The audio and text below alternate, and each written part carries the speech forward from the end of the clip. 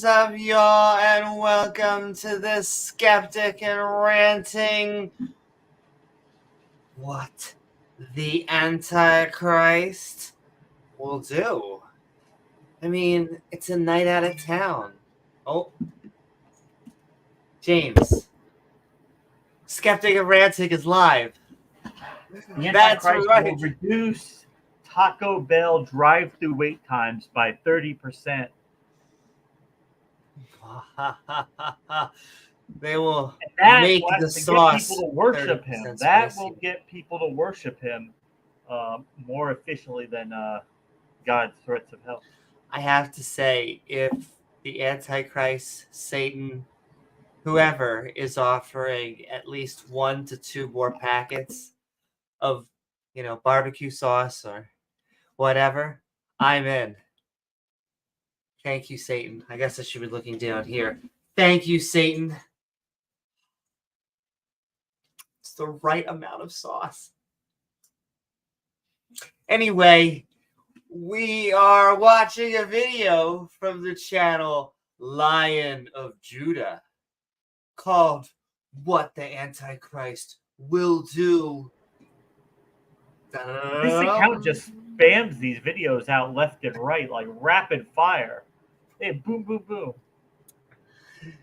But what the Antichrist will do in 2024 is shocking. And I put that title in the middle somewhere so that the years that go by after 2024, that we're all still alive and kicking, that hopefully someone calls them out for being, what's the word? Thieves? No, what's the con artists? What's the word? Well, I mean, bullshitters. It's like you're going to a psychic, Amy, and they're telling you they can predict the future and they can give you the right lotto numbers. And just because it hasn't worked the first 40 times, maybe 41 will work. Exactly. Maybe they really do have these powers. Psychics. What I just love about being a psychic, it's like they have a menu. It's like, you are introverted or extroverted? They're like, oh my God, how did you know? They're like, exactly. I feel this coming to me. You have a relative who died, James. Are we having a connection here? Yeah, right. But yes, we are talking what the Antichrist will do. So won't you join James W. and myself, Amy Newman, for a good time worth the end of the world. Super spooky.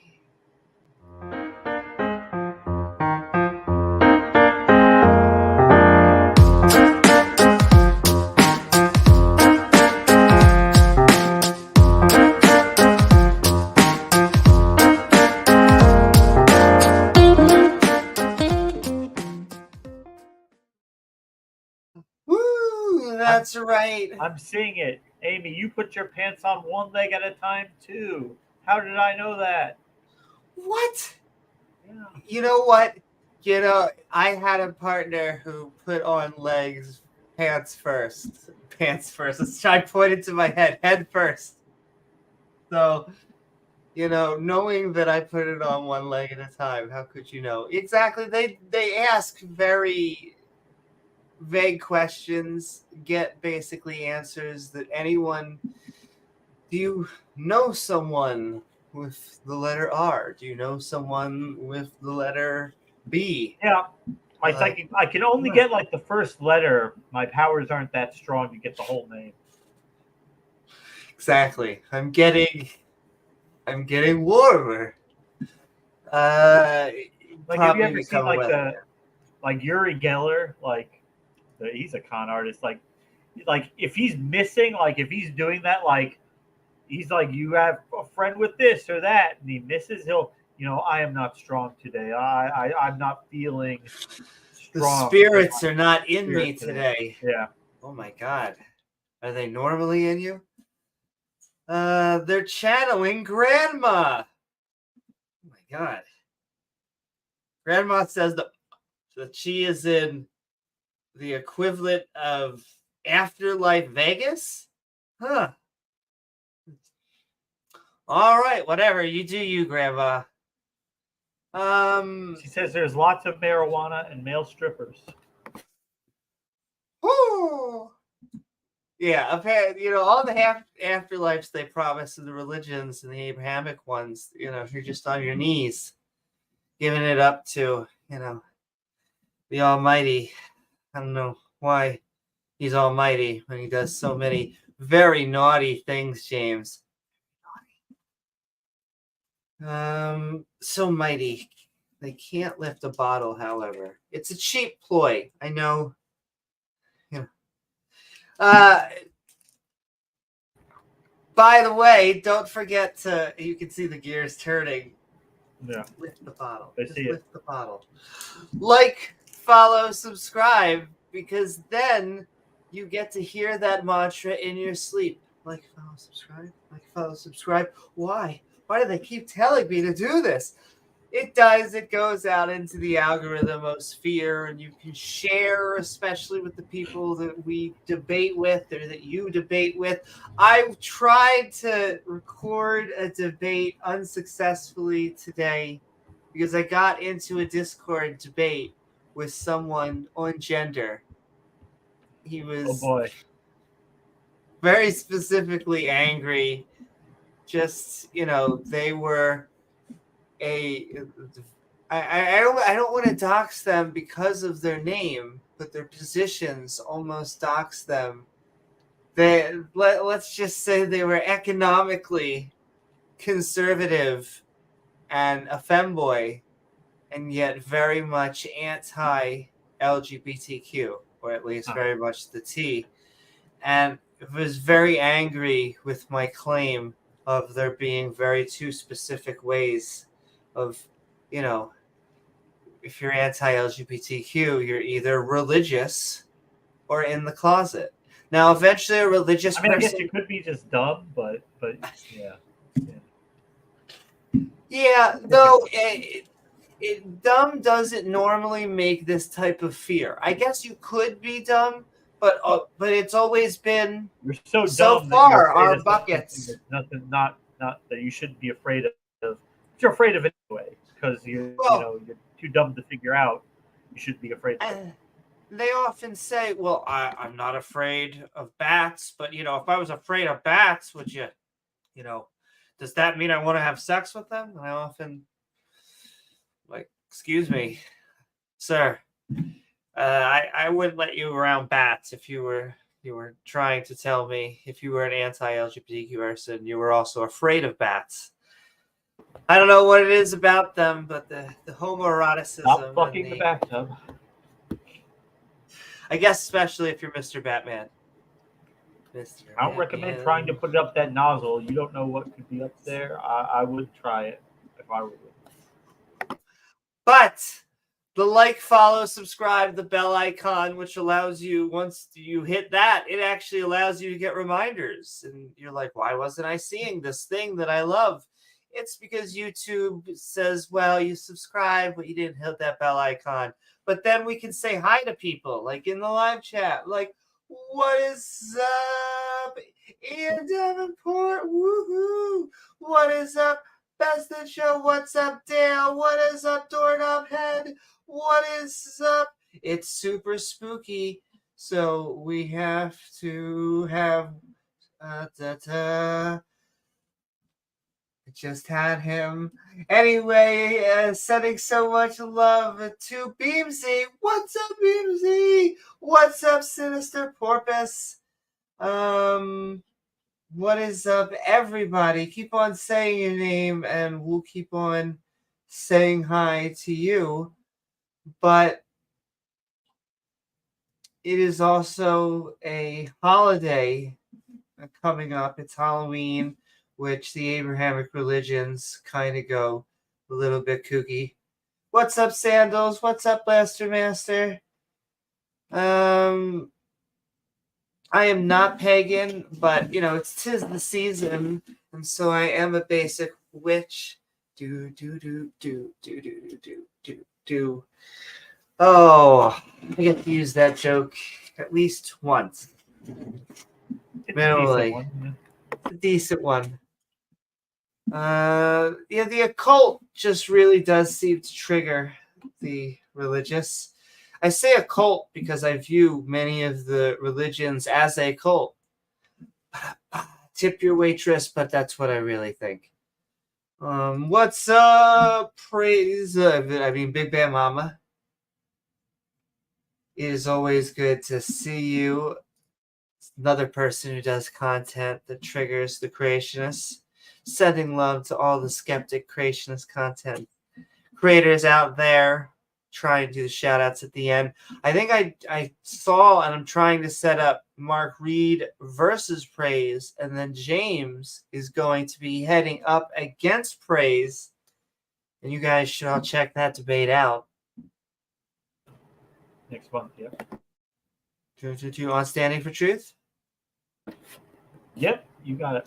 Boom, boom, boom, boom. I'm not going to debate Praise on his own channel. I mean, maybe I would. Not this time. I am just confirming because I am very good at jumping the gun, I guess would be the expression. What's up, Captive Desk? Those sending love to all of our creationist content creators, though I'm hoping that you join this side one day eventually. What are you talking about, sides? Well, I mean, in a true dichotomy, an atheist, theist. Still break bread with everybody. Hopefully, you would share the bread. I would share my bread, especially if it's Olive Garden. They make good bread. What are we talking about? Panera Bread, you're probably paying a lot for it, so I'm not going to share that bread.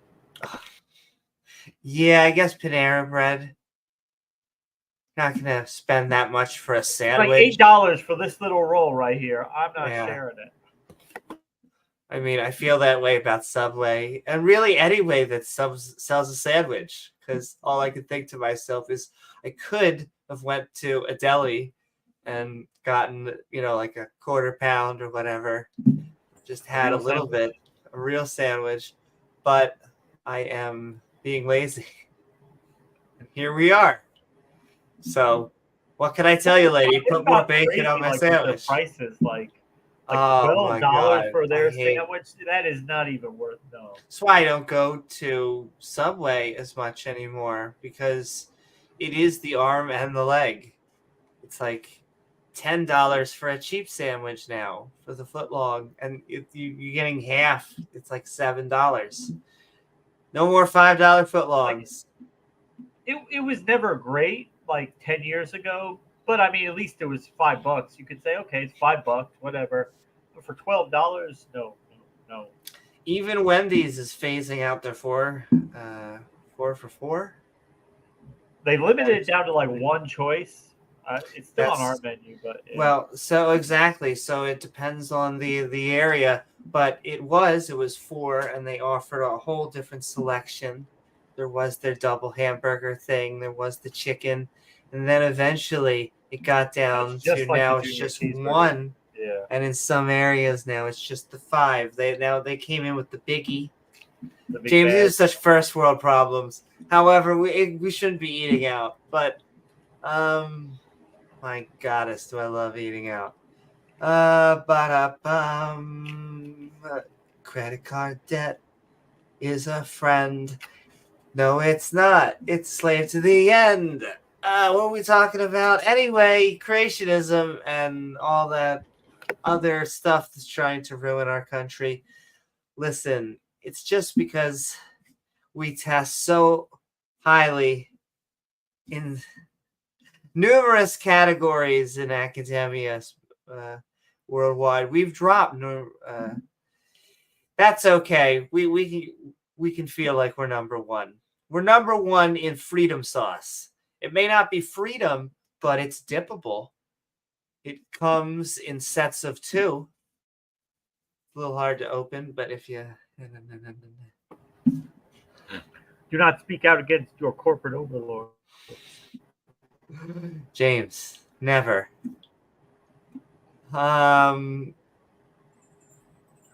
Atheist, theist, liberal, or conservative, after we're done speaking about our viewpoint, which is that the Antichrist concept is just very silly. Very super silly. Oh, yeah. Who's super silly? You're a super silly theist. Super silly religion. Yes. You are a very silly religion, aren't you? It is at the point where the concept of demons annoys me. I know that's a weird emotion, but it is. It's just such a low bar to be like, I know why things are wrong. Demons. It's these other things. It's not really that, Brad is an asshole. No. It's that a demon is making him an asshole. If only we could get this demon. Is a demon a bottle of tequila that he has been drinking before he slaps his wife? I'm pretty sure that we should blame him and help him get help. I mean, and not blame, like, I don't know, some fictional being. Ever seen, like, there's a bunch of, like, police interrogations where somebody does something really bad, and at first they're trying to blame it on the demons or the devil. Like, I've been hearing voices, and the demons made me do it. Mm-hmm. Usually, after the cops are just like, yeah, we're sure, yeah, Yes, because demon possession is the equivalent of role playing. And listen, I am all a fan of role playing, especially in the bedroom. But if you are trying to blame any actual problem on a demon, then you are. I'm trying to think of the right insult. You got to make a joke because that's the only way it's acceptable instead of just being mean. It's just not being very adult. I don't know how else to say it. It's acting childish. Like, the world is complex. People try to be good. They all think that they are we are the main characters of our story, and yet the world is a little bit deeper than a spooky spirit went into me. It's what made me put my hand in the cash register. Okay. Sure. If only. But that's okay. Just become a priest or a pastor. And then you can just hand around a plate. Do. And Bob Larson go around asking who in the audience wants to role play with him. Would you like to do a role play? Oh, that's someone different. You want to pretend to be possessed while I pretend to do an exorcism? I mean, I'm making money. If you'll play along, play along. Now, until it's serious, until they're like, we're going to cure this disease. We're going to cure this person with epilepsy because it's really a demon. No, you are a con artist or gullible.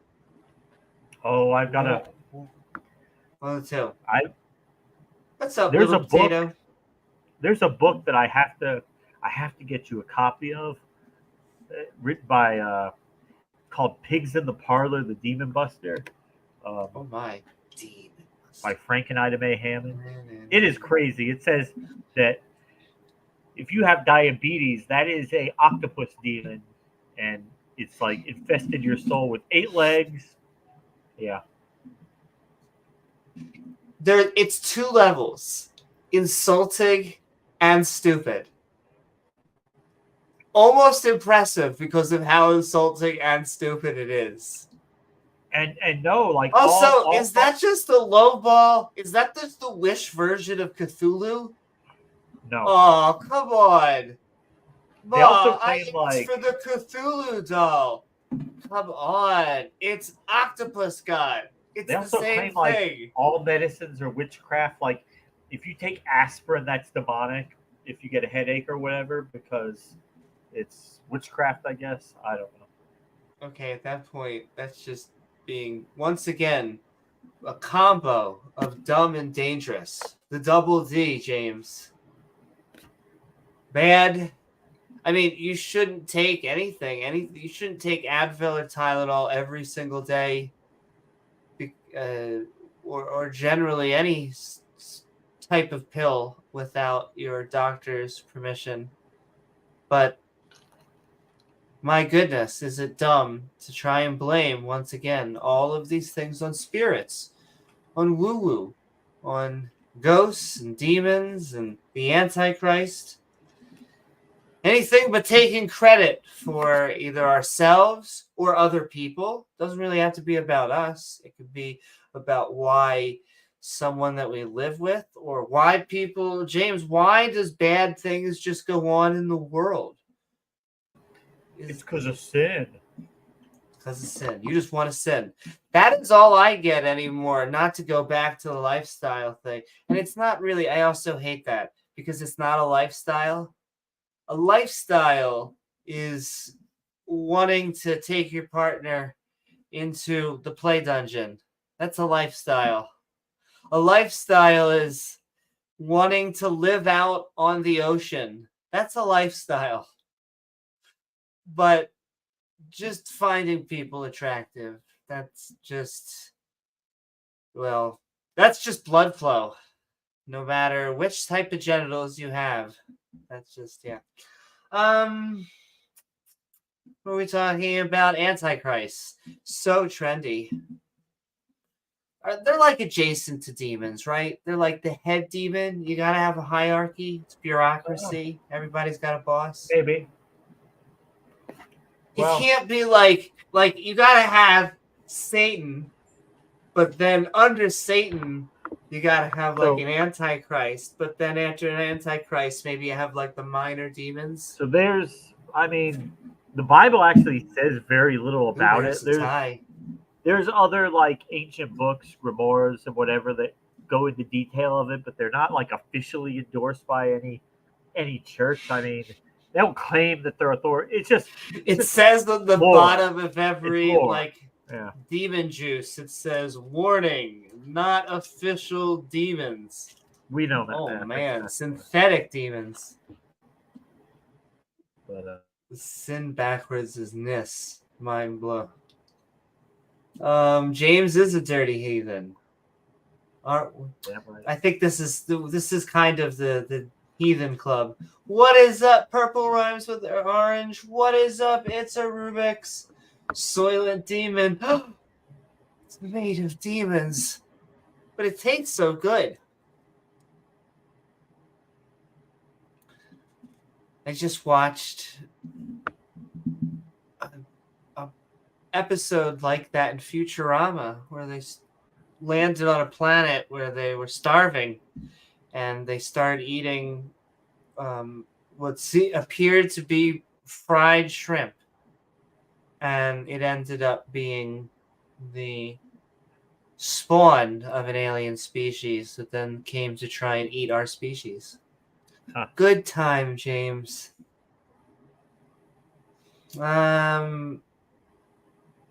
Antichrist. Pobblers. Thank you so much, Captive Desk. It was the episode's like called a Pobbler Problem or something.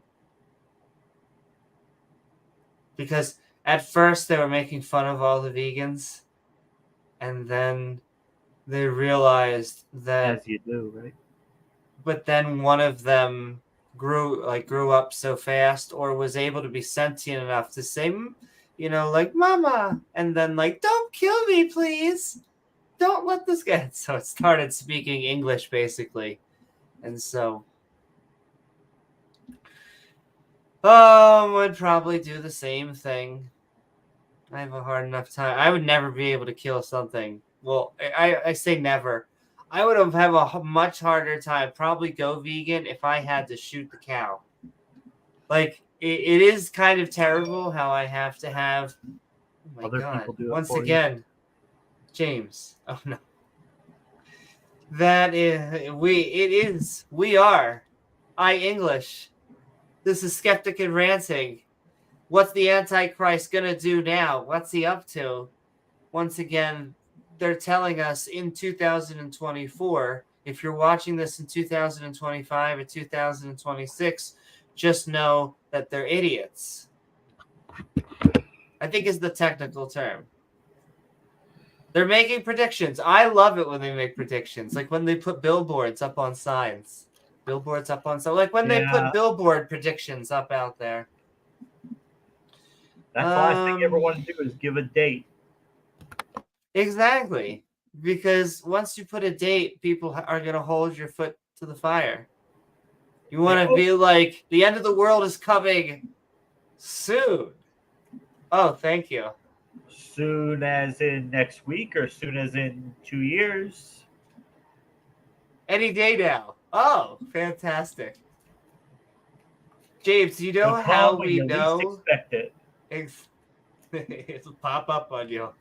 You know how we know it's going to be the end of the world too? You're going to see wars in diverse lands. Oh my God, James. That sounds like right now. Same with earthquakes in diverse places. What? Yeah. There have been earthquakes this year. That's insane. In various places. In various places.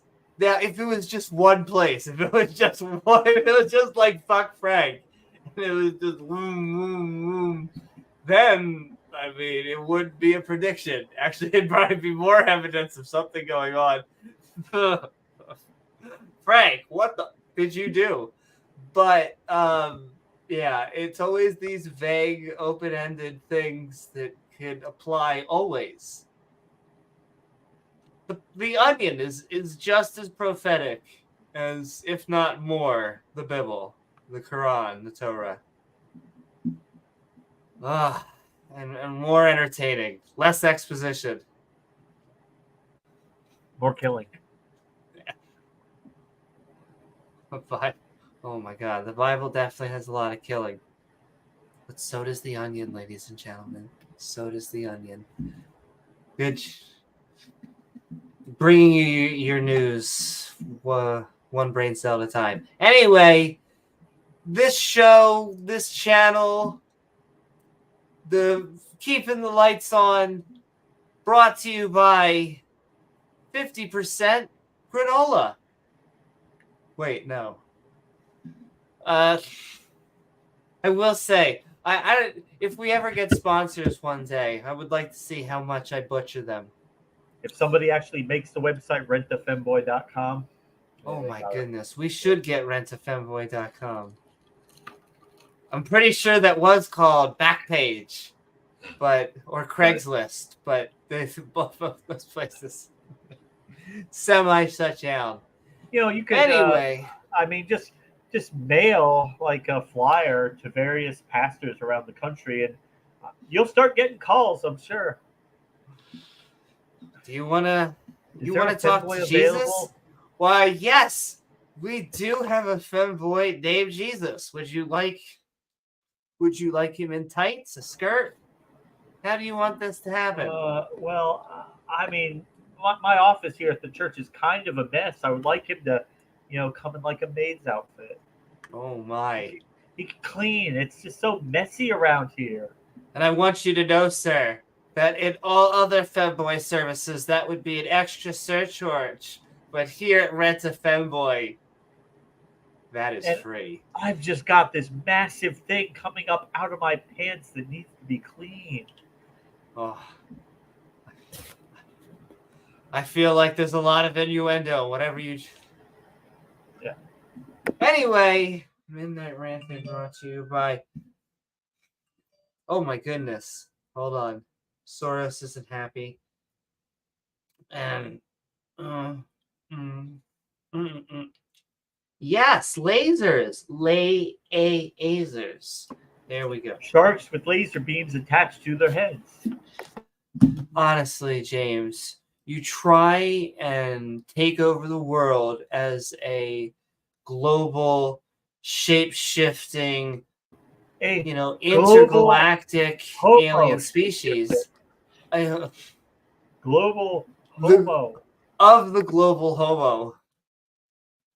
Very specifically, which is, it's weird. It's also our mating call. We just go, homo. This is the type of high level. Once again, we're here to talk about epistemology, ontology, how big the D is. Many ways to support the channel. You can send in super chats and I'll dance around, mostly because I just want to dance. We get to dance. We do the monster dance. I don't know what that actually looks like, so I'm just gonna go like this. And then there's super thanks on the uploads. I have to title the other one and give categories. I'm just now thinking of that. But watch on the re-uploads, Homo erectus. Not what it sounds like. It sounds like a good time. What's up, God equals the square root -1. Probably like the only hominid that Ken Hovind wouldn't have a problem with, like the pre-human hominids. Like, okay, you can have Homo erectus, but all the other homos, no. No more homos. Most of them in my bed sheets. You would think after the fourth wife, but no, they haven't caught on yet. You do the monster. We also have channel memberships. So many fantastic. You got a problem with this Bible, huh? Yeah. James, we know why you got a problem with the Bible. That a whale has a 15-foot long. We have to bring it up at least every episode because this is also sponsored by Ken Hovind. He doesn't have a channel anymore, so we have to, he has to channel it through us. I can feel it. Don't buy subscribers. I look like every night. What are we talking about? Shout outs, channel membership. Yes, sending so much love. I see channel members out there. So many fantastic people. Sending love out as we have our evolving badge system, which reminds us that anything that evolves also triggers creationists. Did Kenty lose his Baptist channel? Well, yes, that's true. See, but he has his whatever channel, but it's all about branding, as far as I could tell, and he doesn't have that mojo back. As in when it was like Ken Hovind official. You have to be official because if it was 215 official, exactly, and so if anything else is unofficial, he can't be Ken Hovind 217. That means there's 216 better Hovinds out there. But yeah, an infinite number of Hovinds and an infinite number of universes. Infinite amount of Hovind.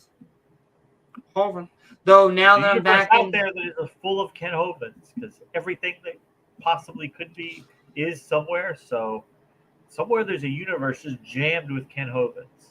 A Kentiverse. To the brim packed with Ken Hovinds. Oh my God.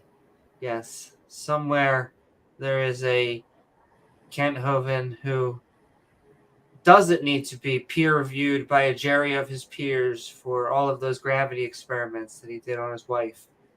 But he's a scientist. They're all scientists. He taught science for, I don't know, somewhere in some Christian school for a month or two. So I also love that he taught science. That's how you know that it was real science. What science? What kind of science did you teach? The science kind. All of it. Any of it. All of it.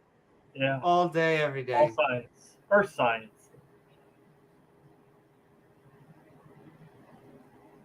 But all right. Also sending love to Jenna. I see her out there on Facebook. Heart. Guys should all be checking out the flavor. Checking out Oz, Jenna, all their amazing atheist content creators. And yeah, you can join our channel members, sending love with the join button right there. Boop, boop, boop. And it just seems to evolve over time. Sending love to Robert. it just seems that it accumulates, and without any supernatural forces, they just seem to evolve. Crazy, James. I would say it's supernatural, but it's just natural. But yes, the final way. I am also half gay. You can hear me clickety-clack today.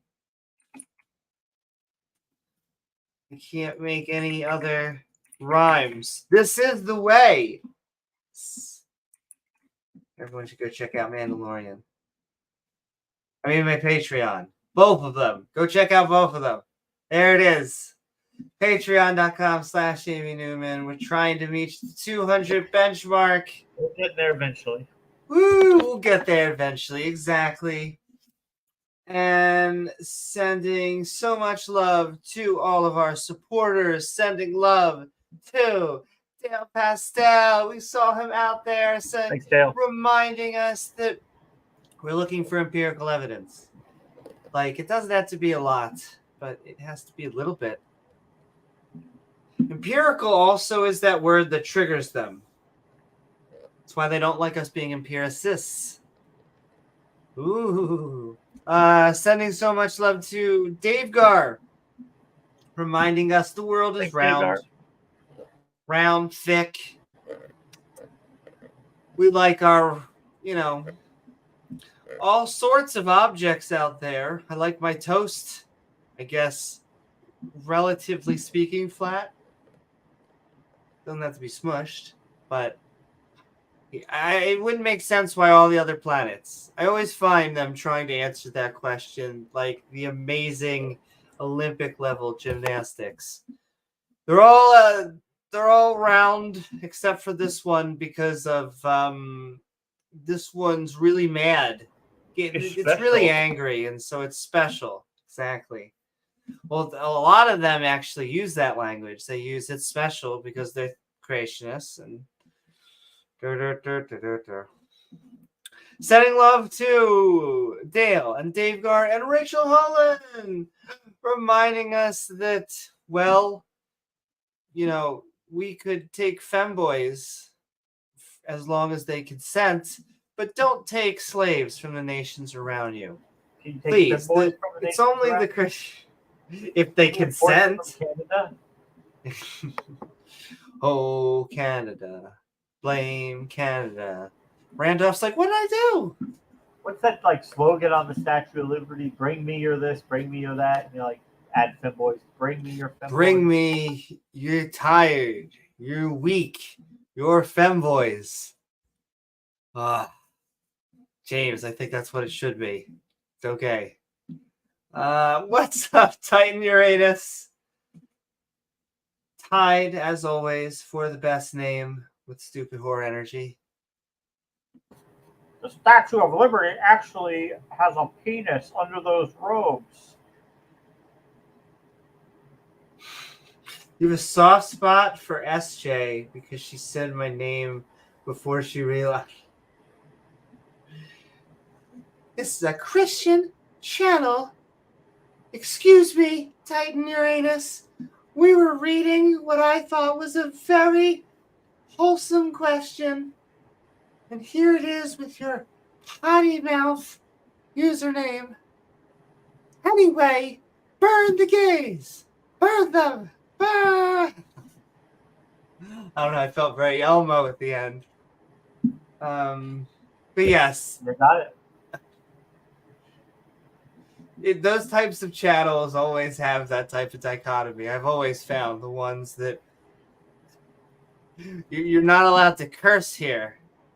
Because really what it is, unless it's like in front of children, I mean, you're really giving magic to words. Ooh, spooky, spooky words. Used to sub to SJ mostly to troll her guy. Oh, I can't imagine that it's hard. It's probably Mormon level. I'm just kidding, Mormons. I'm not just kidding. Mormons? How'd they get brought up into it? Because anytime I think of gullibility, I just can't help it. Because it's a very, I hear the apologetics that they give, and even though they give it with gusto, it comes from what I can only imagine is just such isolation. Like, how else could he have found those golden tablets? They say it, and you're just like, well, hot take. There were no golden tablets, and that's a load of what? What? But it was a hat. What else do you put in a hat except for golden tablets? They're hat tablets. They sell them at Walgreens. And they're specifically made of gold. You wouldn't want the silver hat tablets. God damn it, James. What is with religion? I just can't sometimes. No, it just breaks my brain because people do believe it. They create serial, very super serial apologetics about very dumb things. Watchmaker. What else do they have to do? If they didn't say dumb things, they never say anything at all. So I mean, indeed, they wouldn't be young Earth creationists. Once again, that doesn't mean all young Earth creationists are dumb. I'm not saying you can't do mathematics. I'm not saying that you can't do great things. It's just in this very specific subject, you're being dumb. I'm trying to I don't know who I emulated there. You're done. There's someone, I feel like I'm emulating someone who's emulating someone else. Anyway, an impression of an impression of impression. Anyway, sending love to Chris Disciple. We have Skeptic Theus out there sending love to all of the people in the Skeptic and Ranting community, just reminding us that you just need to be skeptical of your beliefs. It is, I just keep the presuppositional, just this 100% notion is always what gets to me, because I really am starting to understand it comes from this. If you even have a little bit of skepticism, you can't know anything, which is so dumb to me. Dum, dum, dum, dum, dum.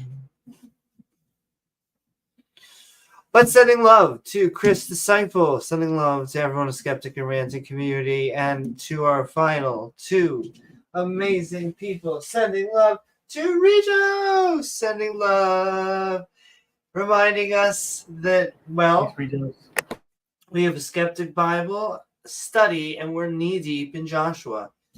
I do find that atheists, skeptics, non-Abrahamic religious people end up reading the Bible more than the people who believe in the Bible.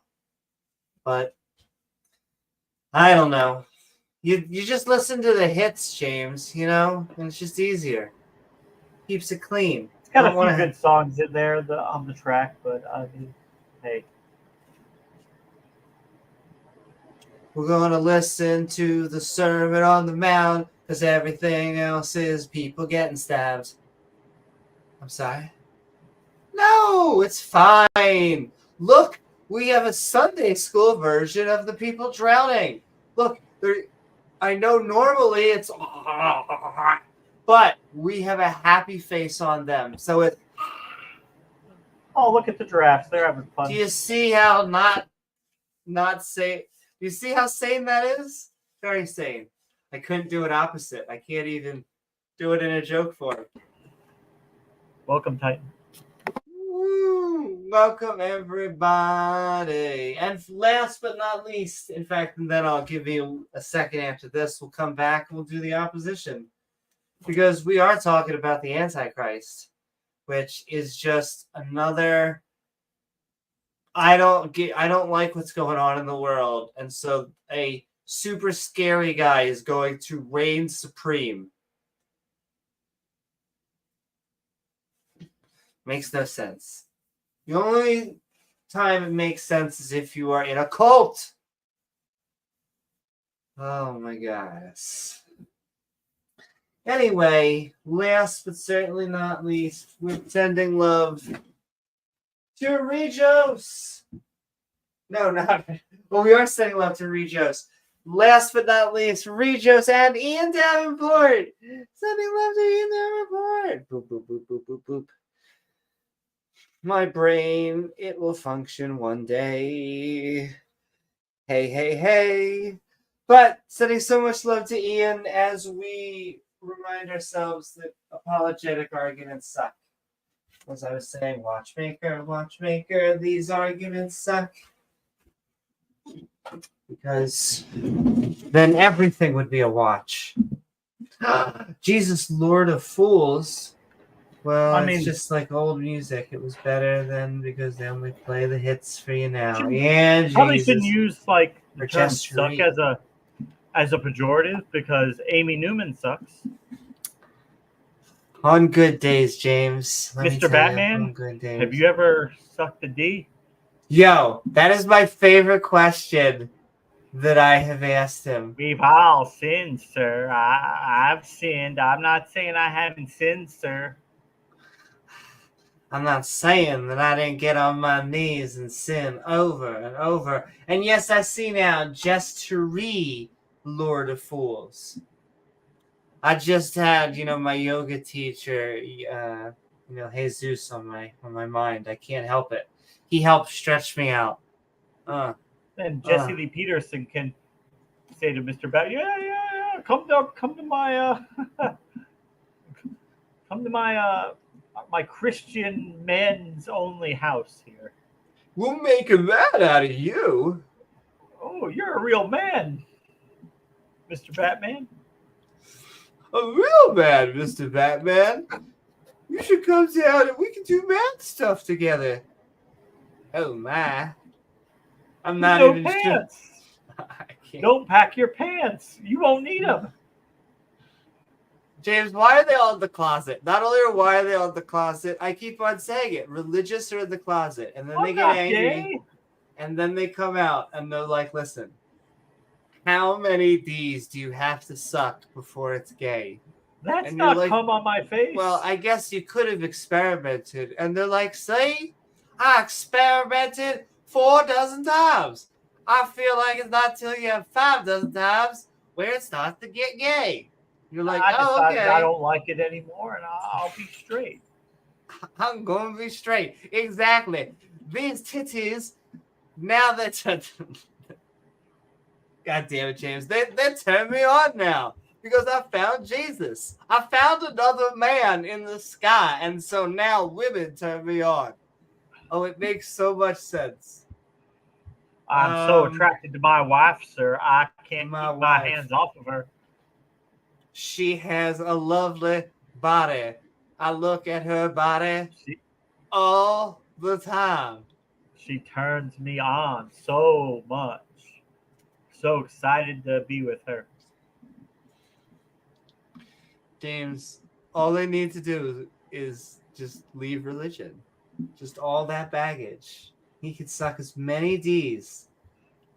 You're on your way to hell, sir. Hell in a handbasket. Goodbye, sir.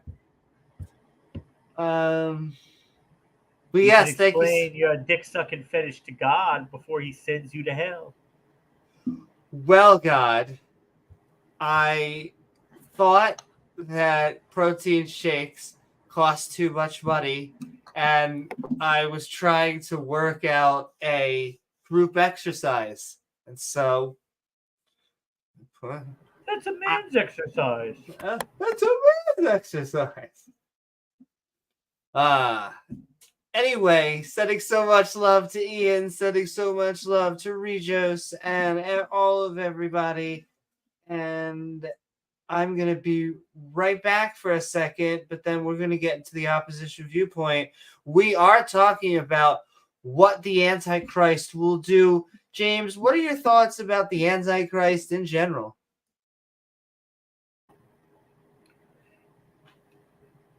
Yeah, pretty incoherent, pretty much, but that's the case with Christian eschatology, Christian end times, whatever you want to call it, however you want to label it. It's pretty incoherent all over the place.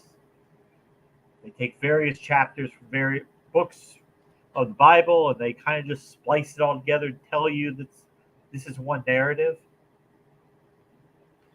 Funny enough, none of it ever actually seems to happen, right?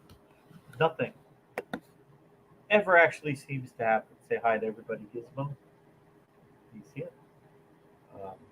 Yeah, none of it ever actually seems to happen. Christians have always, all throughout time, they've looked at the events in the world around them and they've tried to make it fit with like the end times. And they've always been able to do it, at least in their own mind, to convince themselves, oh yes, what we see now around the world is at the end times. The end is nigh. Of course, that never happens. The next generation comes, and then they end up doing the same thing. And so, no surprise today, that's what lots of Christians are doing. They'll say like, "Oh, it could have never happened in an era before. It it could have never happened before. Like it had to be today."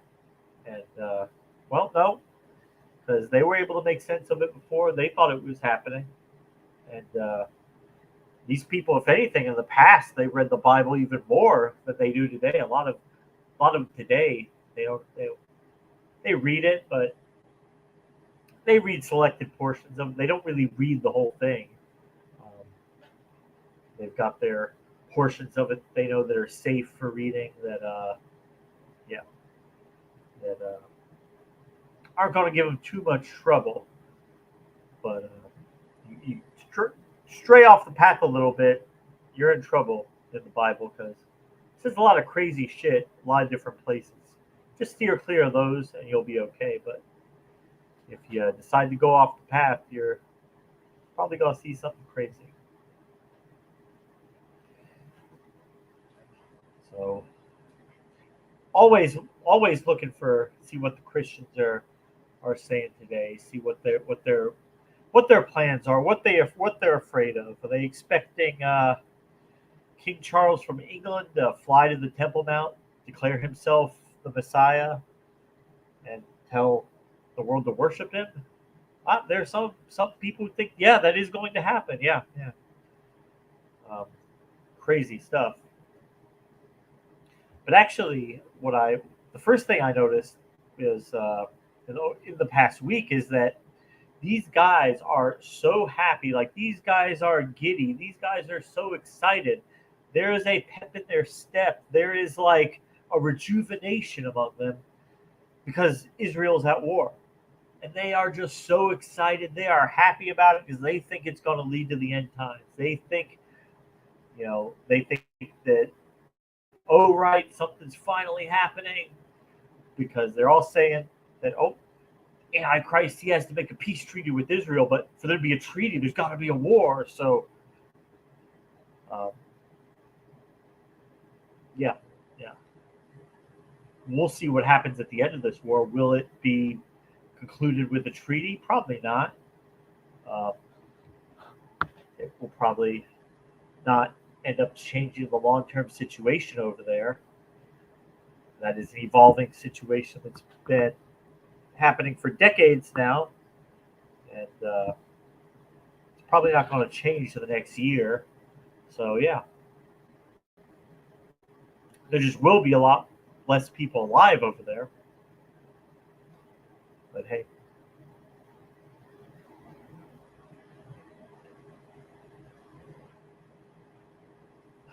Or until they realize that neither of their gods are real. Neither of their gods are real. And well, that's what these governments in the Middle East have used Islam for so long as a control mechanism, as a means of enforcing national unity. Like we're all Islam, we are all Islamic, we're all Muslims here, and if you're so busy trying to follow all the regulations in the Quran, well, probably don't have much time to look around at the political situation around you and realize this life, this that we have right now, that's all we're probably going to get. So therefore, it matters a little bit more. But the religions, they always try to devalue. This life is nothing. Don't worry about it. This life is, hey, I mean, don't worry. If you're poor in this life, you'll be rich in heaven. It's last on earth, first in heaven. God will make sure you get what you got coming, or Allah, or whoever. And demons, that's actually another thing that if you ask Christians, if you ask them what is a demon, like where do they come from, you'll get a few different answers. And some will say, oh, well, they're the fallen angels who rebelled with Satan. And then there are other groups say, no, those are always fallen angels. The demons are the spirits of the Nephilim, the fallen angels who bred with human women and had these giants, and the demons are their spirits, their souls, because they some loophole, they can't go to hell yet. They, of course, God would never let them in heaven, so they have to wander the earth until the judgment day, and then God can send them to hell or just erase them from existence. I don't know. Another thing that's incoherent about religion. And it's funny because you start reading the Old Testament, you start reading at least the first several books, you don't hear anything about this Satan guy. You don't hear anything about these demons. They're not mentioned at all. Wouldn't that be something God would want to kind of tell us about right away? But doesn't mention it. Obviously, because the antagonist at that time were the other gods, other religious deities worshipped by neighboring tribes that God had war against. As monotheism slowly began to develop, well, they're saying, oh, those gods don't even exist anymore. So who's God going to war against now? So enter the Satan story.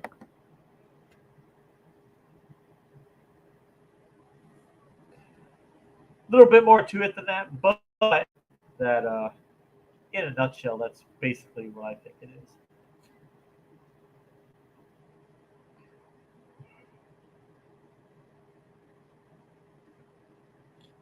I still have to get one spade. Do ya? Little kitties or puppies? Yeah. But the Christians, yeah, they love a war in the Middle East. And it's funny, they all support Israel. They all jump over themselves to say how much they support Israel. And that God's not done with Israel. And yeah. Kind of strange, though. You ask him, so a Jewish person in World War II in a concentration camp is killed by a Nazi, and then what happens to him? Well, he goes to a much worse place. He goes to be tormented forever. He went to a place that is going to makes that concentration camp look like a resort. He would love to go back and deal with the SS abusing him. That would be unbelievably better. Yeah. God is worse than the worst thing humans can do. All because their ancestors didn't get the memo about that Jesus thing, so sorry. I mean, hey, they got it wrong. They raised you Jewish. Sorry.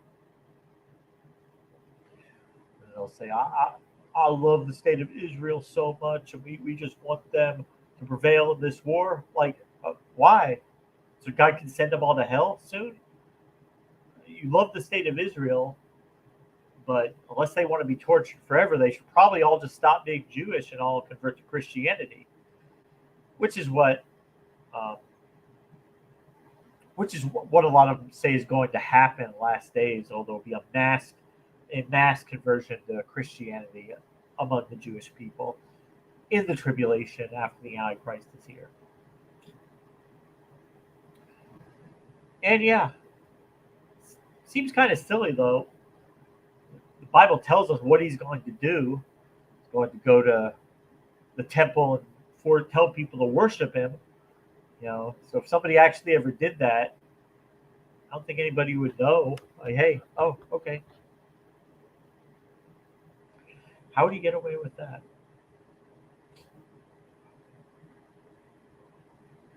And that's another thing too. Doorknob Head has witches put in there, and Christians, they're always trying to bring their theology, their religion out of the Bible into reality, and it always fails every time they do it. But like witchcraft, that's a perfect example. Thou shalt not suffer a witch to live. Witchcraft is automatic death sentence in the Bible. It's communicating with Satan. It's evil. And that mentality, that way of thinking led to lots of people being executed over the years by other people claiming them to be witches. We stopped doing that in at least the society we evolved from in the 1700s. And I don't know about you, but I don't see an epidemic of women flying around on broomsticks outside. So I'm thinking there never really was anything there. That's just me. That depends, though, because there are many substances you could take in which you will eventually see women on broomsticks flying around. However, that may not be the same thing. But yes, I always point to religion. Every time I'll always point to religion. Everyone always says, well, that's not the only reason why wars happen. I'm like, yes, I'm not saying the only reason why wars happen is religion. I'm saying the reason why it's primarily continuing and, where it stems from in all the circles is from religion. And you're right, Sumami.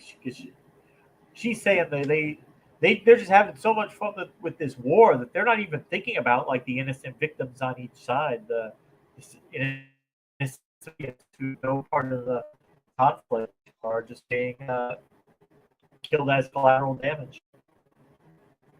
Yeah, they rarely care about the people, the lay,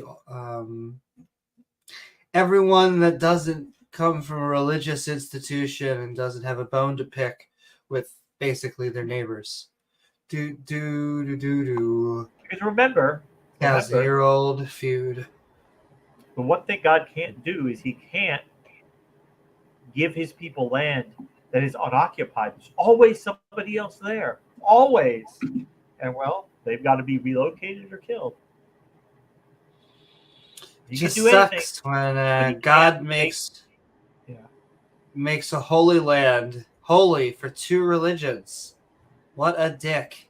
I wish God could come down and clear that one up for everybody, but they seem absent. And what's up, Mark? Saying hello. And I think we're going to jump into the opposition viewpoint. It was an 80s series, and they did a revamp of it in like the 2009, 2010. A series called V. It's about alien visitors to Earth who. Okay. Yeah, they come in disguise. They're really like evil reptilian aliens trying to enslave humanity, but they come looking like us. But and the leader of them, Anna, one of the pastors, is telling her about God and all this because, of course, they're not from here. And it's like, oh well, when this God shows up, I would surely like to meet him.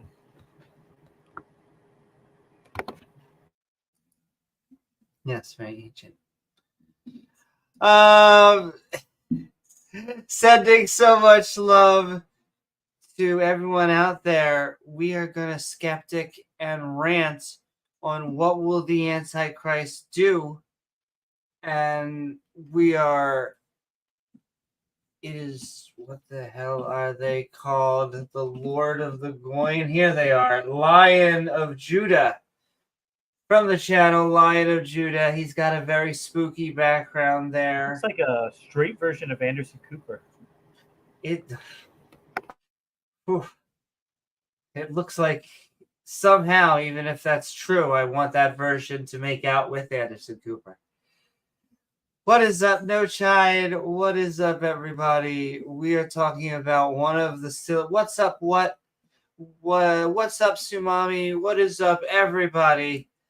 We are going into it. What will the Antichrist do in 2024 is shocking. And so if you're listening to this on a later date, once again, these people maybe, doesn't have to be, but maybe idiots. What you hiding behind those hands, Satan? What you got down there, huh? What you got down there, Satan? Okay. What the Antichrist will do in 2024 is shocking.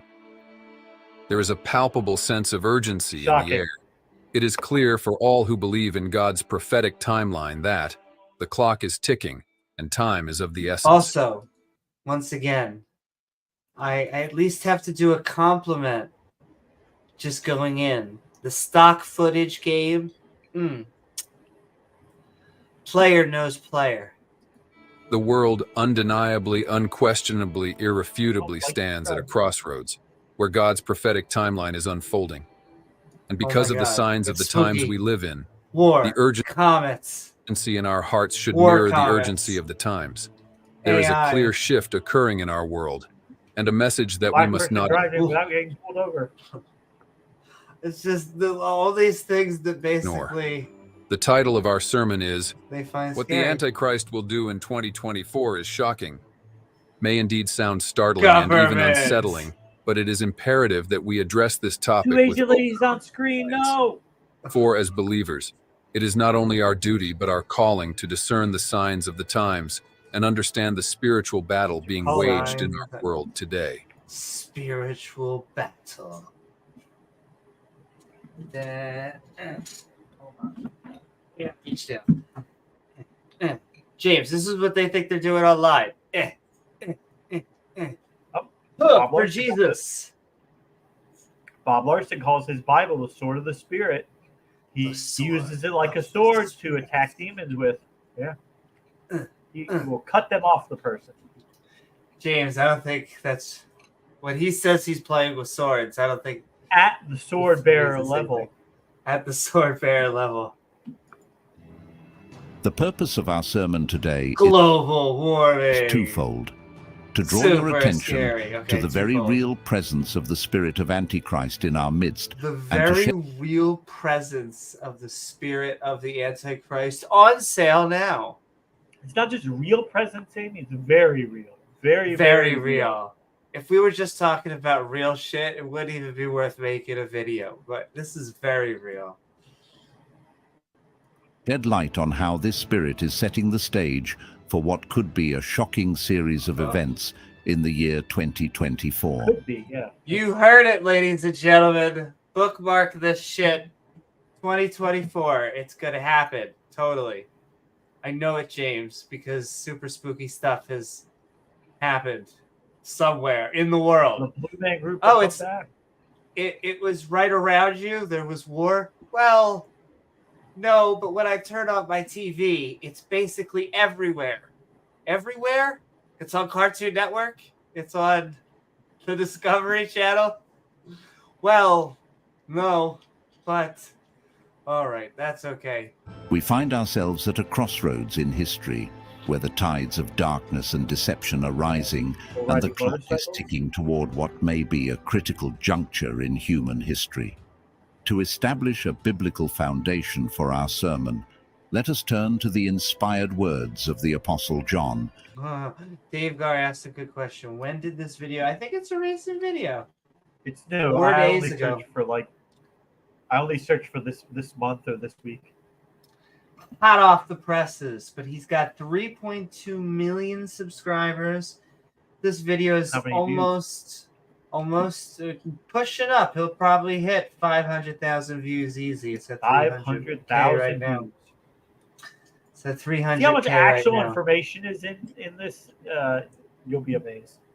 My goodness. You know what I think he has? Once again, now it almost feels like I'm roasting it. Though it really is. It's the only way to do it is a stock subscription. Because you would have to pay for each one of these individually. But if you have a subscription, He's got a subscription, then it allows you to do worth it, ladies and gentlemen. So you can make Jesus videos like this. Found in the first without and the second Jesus. epistles of John. In 1 John 4:3, we read these words, "But every spirit that does not acknowledge Jesus is not from Is a super naughty boy. God. This is the spirit of the Antichrist, which you have heard is coming, and even now is already in the world." Notice the profound truth conveyed in this verse. The spirit It's coming and it's here. Notice it's the truth because it agrees with my point of view. of Antichrist is not merely a future threat. It is a present reality, already at work in our world. There is a movement on this earth of the spirit of the Antichrist. It is happening in our nations, our institutions, on TV, in films, and even in our local neighborhoods. There is a Even our local neighborhoods. Oh, James, I was okay with it, but I'm not going to sit here and have it happen to our local neighborhoods. Please hold while I contact our local sheriff's department. the real spirit of the Antichrist. Very real. Too often, we Christians are looking and are concerned with the Antichrist, the man. Yes, the Antichrist will come as a man, straight Anderson Cooper. But what you need to know and remember is that before he is revealed on the world stage, before he steps forth and takes center stage, his spirit is at work in the world, actively at work. And just as you are filled with the Holy Spirit, there are people who are genuinely filled with the spirit of the Antichrist. They are led, guided, and steered by his spirit. That's us. You do not need to be a theologian to see the spirit of the Antichrist taking control of the secular world. In 1 John 2:18, John further warns us. Oh my, more Bible passages. Dear children, this is the last hour. Oh, James, how long was this written ago? So, this is the last gospel. Century. Yeah, 1st century, dear children, this is the last hour. And as you have heard, it's about to get the party started in here. Oh, yeah. That the Antichrist. The first generation of Christians, they thought all this shit was going to happen in their lifetime too. Yeah, the end of the world. 2,000 the years. Bible say soon, very soon. Yeah. Just years and years and years of any day now. My goodness, James, they're worse at time management than I am, if that's true. He's taking his time. Even now, many antichrists have come. Oh, have they? This is how we know it is the last hour. Well, James, we know it, and so it should have happened. How many hours since have been in 2,000 years? My goodness, that's like an Alexa question. Hold on. Well, how many hours in 2,000 years? Oh my God, it's to the E something squared. To the billion? Yeah, no. Google doesn't like that question. It is one. It's this. Hold on. Here we go. It's that. I'm glad we cleared that up. 1.7532 E plus 7. My goodness, that was my first guess. But let's get back into it, as apparently Jesus is going to fight. Is Jesus going to fight the Antichrist? Or who fight? Does anyone fight the Antichrist? And they have to have like an epic it really showdown doesn't somehow. say like all the the saints and the angels come back to fight, but it's not really a fight. Like Jesus just destroys them. It's not. It's incredibly theatrical because We'd at least need the visual effects department. Could anybody defeat God coming? Of course not. But why they even bother to form an army against God? Is it gonna work? No. It's not gonna work. James, you need a villain. They're doing it anyway. Yep. What's up, Feisty Geisty? It's true, he's edging. That feisty god. Though he loses a lot, even though he's supposed to be, like, particularly all-knowing and everywhere. Or at least his plan gets picked up a lot. Dear children, this is the last hour, and as you have heard that the Antichrist is coming, even now many Antichrists have come. I mean, listen, as long as they had permission, I feel like there's nothing to complain about. This is how we know it is the last hour. John's words resonate with an urgency that we too must recognize today. Yes, we too should have an urgency of 2,000 years. We are in the last hour, the very last hour. He tells us that even in his time, there were many antichrists, those who opposed Christ and sought to lead. There were many? How can there be? So can there be many now? Can it be like an Antichrist association? An Antichrist guild? An Antichrist union? I mean, they'll say that we're Antichrist because we're preaching against the Christ, but we're not. We are Antichrist, but we're not the Antichrist. You know what I mean? Well, see, it's all, James, I know. You know, there's a lot of princes, but there's only one. There's only one, the prince.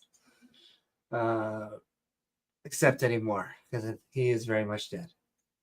Lead people away from his truth. Now, you may wonder, why is it essential to focus on the spirit of Antichrist rather than we need to fixate unionize. on a specific Antichrist individual? of the world, unite! The reason is clear.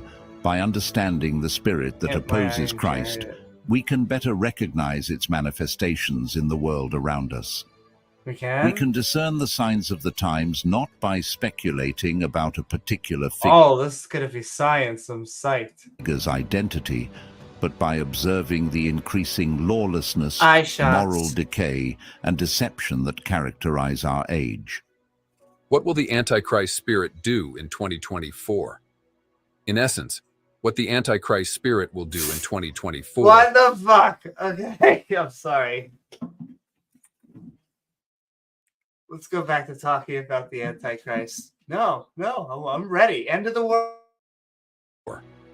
In essence, what the Antichrist spirit will do in 2024 is a continuation of what it has been doing since the beginning of the last hour that the Apostle John speaks of. It is a continuation. 1. There will be a clear acceleration in the rejection of truth and an acceptance of darkness. In the past 15 years, we have seen it. Watch TV, no thoughts, obey, submit. Half of these words we actually want you to do, but in a different context. Obey, submit, no thoughts. Just not the buy and watch TV, unless, I'm evangelical or a seed in whatever, in which case, buy now. A clear acceleration in rejection of truth. And this will only continue in 2020. Oh my God, what is with these 3D graphics too? I'm just saying that you can afford to texture it. Yeah. 24. The spirit of the Antichrist at its core is against truth. But it's stuff. Jesus Christ is truth. Jesus Christ is light. And we can see Jesus Christ is light and truth and a Snickers bar. We're not so sure about the third one. See tides shifting in this world. More and more as people are no longer accepting absolute truth. We are living in a world where people love darkness. Look at the nonsense.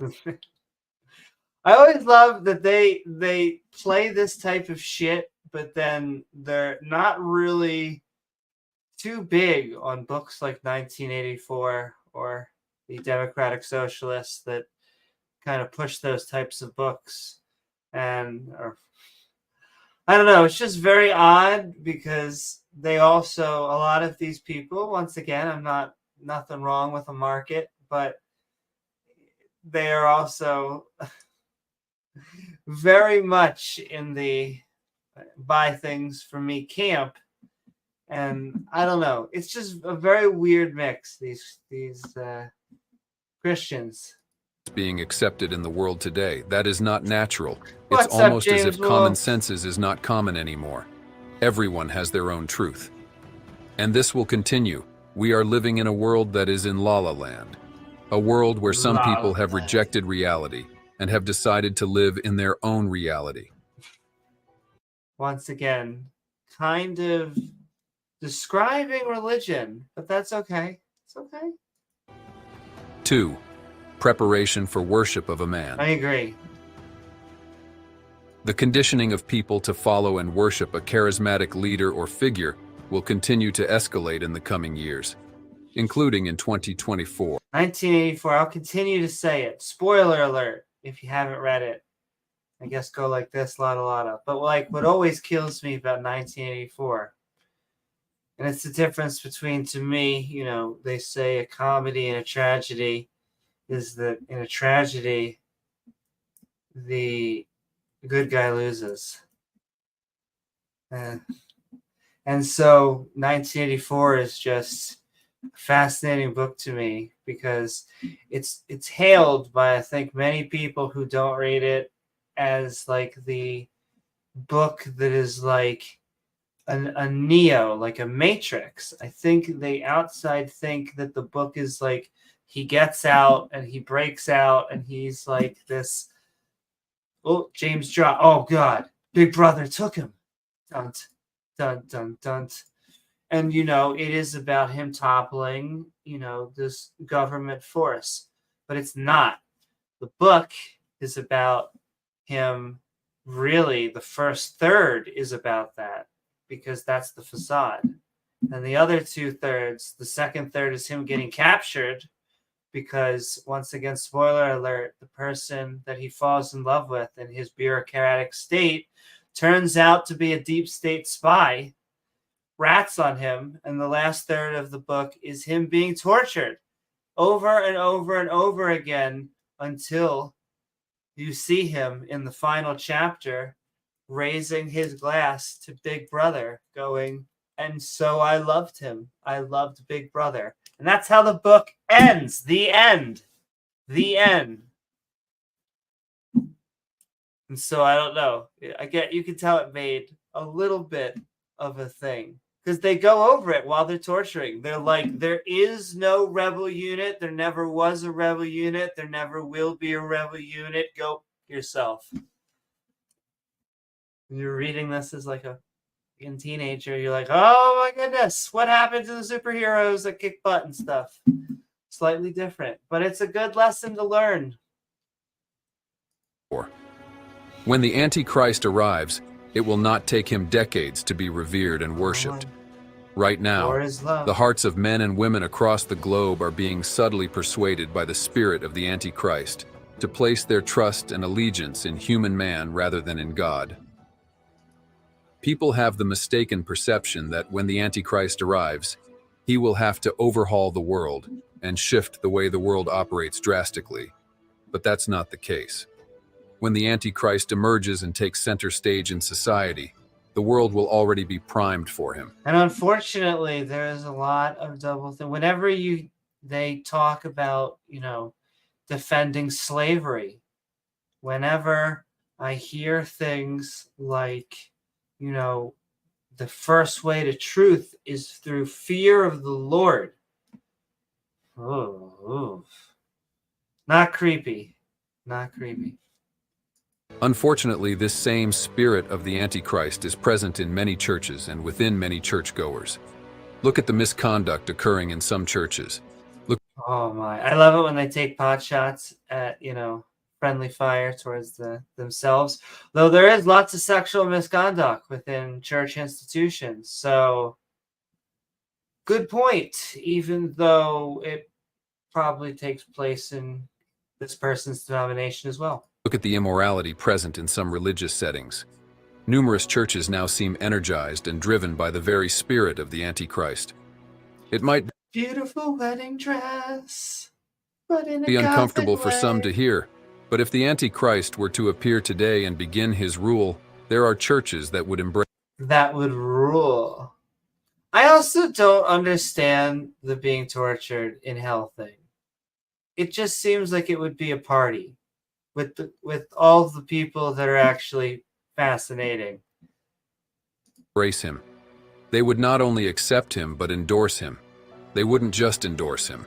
They would also take his mark. They wouldn't just endorse him. They would suck his anyway. Brought to you by Nabisco Cookies. And worship him. Why? They would? Because they are influenced by his spirit, which is already active in the world, paving the way for his emergence. If the paving the way any year now. Any year now. Now this person says 2024. I'm sure that's going to happen. How could it not? Christ were here today. There are people you know who would accept him and his mark.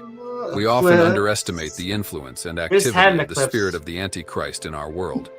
I think on the west side of the America, Antichrist spirit will move the world closer to the acceptance of the mark. This is their other thing, the mark of the beast. We're going to get a chip. There's going to be a device, and they're going to know where you are at all times of the day. My God, you're going to carry it with you. It's going to know all your personal information. Eventually, it's going to let you even buy things. Okay. Yes. I don't know. It's crazy. Concept of the mark of the beast, as mentioned in the book of Revelation, is a haunting reminder of the depths of deception that the spirit of Antichrist can achieve. Sleep at night. While we cannot predict the exact form this mark will... It's the Mark Reid of the beast. Mark, are they talking about you? Are you being implemented into, I don't know, millions, billions of people to make us serve the Antichrist? Because if so, yeah, I mean, I feel like that's a hardworking. I always think the devil seems just like a way harder working guy than God. He's always out there tempting people, trying to get people to sin and, go away from God. And what's God doing? Sitting on here, worship me, eating potato chips. Oh, I died 2,000 years ago. What other message do you need? I used to do that. God, that's what I did at my 1 century world tour, but the world was a lot smaller back then, and so there was only 3 pieces to the tour. Yes, I'm the beast of the mark, and he is going to insert myself into billions, as the prophecy has foretold. Right here, it's happening. You see it on screen. Take. Societal trends suggest that people may become increasingly accustomed to the idea of accepting a mark or system that grants them access to goods, services, and privileges. Oh my God. I mean, that would be terrible. I mean, and I bet that this hypocritical priest wouldn't own any sort of device that would do that. What is he, Amish? He clearly, if you have a stock footage subscription, I feel like you and technology are A-okay, but okay. This gradual acceptance can make individuals more susceptible to compromising their faith and allegiance to Christ for the sake of convenience and work. It could. Also, they don't believe in half this shit. I understand, it's cool sometimes just to, but just what's coming on screen, for a half second, anything type of long-term, how accretion disks form, or black holes and sort of deep time. Revelation 13:16-17. Oh, sorry, daddy. I mean, sexy voice. What are we talking? Who is he talking? And he caused us all both, small and great, rich and poor, but probably poor, free and bond, to receive a mark in their right hand, Unless, you're a leader of a religious institution, and then you're probably rich. Or in the foreheads. Right here. Get it all right here in the forehead. And that no man might buy or sell, save that he had the mark or the name of the beast or the number of his name. Sith all, both small and great, rich and poor, free and bond. Oh God, Revelation's just a crazy, crazy chapter. It is all about the end of the world. That's where half of this shit comes from. But my goodness, I just don't get holy texts. They are so silly. To receive a mark in their right hand or in their foreheads, and that no man might buy or sell, save he that had the... Yeah, and they were probably talking about things like you can just paint marks or brand or a billion different things. But no, it's going to be the cyber chip. I want you to know that if Apple put out like a hand chip that allowed us to open doors a second faster than us physically pushing them, there would be a billion people with the hand door opener. And it wouldn't be because of Satan or the Antichrist or a demon possession. It's because humans are lazy, myself included. I wouldn't be for Generation 1, let me tell you. But when they're at hand door version 15, you think we're all not going to have it? But once again, it's already there. You already... How many times do you do the same bit? The mark, or the name of the beast, or the number of his name. For generations, scholars, theologians, and saints in God have pondered over this prophecy, considering it as a distant scenario in an unimaginable future. However, with the rate of technological advancement and societal shifts we're witnessing today, this prophecy seems less like a far-off vision and more like a looming reality. The digital age has ushered in capabilities we could only dream of a few decades ago. The world we live in... I'm sorry. Just to appreciate for a second. Because, first of all, this guy just looks like he's doing his job, okay? This isn't the end of the world. He may be a synthetic person, but, he has to put his tie on just like anybody else. In today is completely different to the world we lived in 40 years ago. Today, the vehicles through which you are listening to me right now simply were not around and were unimaginable. Yeah, that's how time works. It is unimaginable. I wish more religious people could appreciate this sometimes. Metric technologies, such as fingerprint and facial recognition, have become commonplace. Yes, and that's not a bad thing. That's a good thing. RFID chips and near-field communication. Yes. Now, RFIDs, they have the downside in that someone could go right up to you with a scanner and go whoop, whoop, whoop, whoop, whoop, and get all of your contact information. However, which is with almost everything in cybersecurity, where there is something that is a hack, there is a counter hack. You can get an RFID blocking wallet. I have a cute one that looks like a pig. And so you can then block and help to mitigate anything like that. What do you disagree with? What? I want to be able to open up my front door with my head, living the dream. Mark, you know what? I think we all can do that now. We just can't do it without breaking the glass. But you're right. That I would definitely be for it.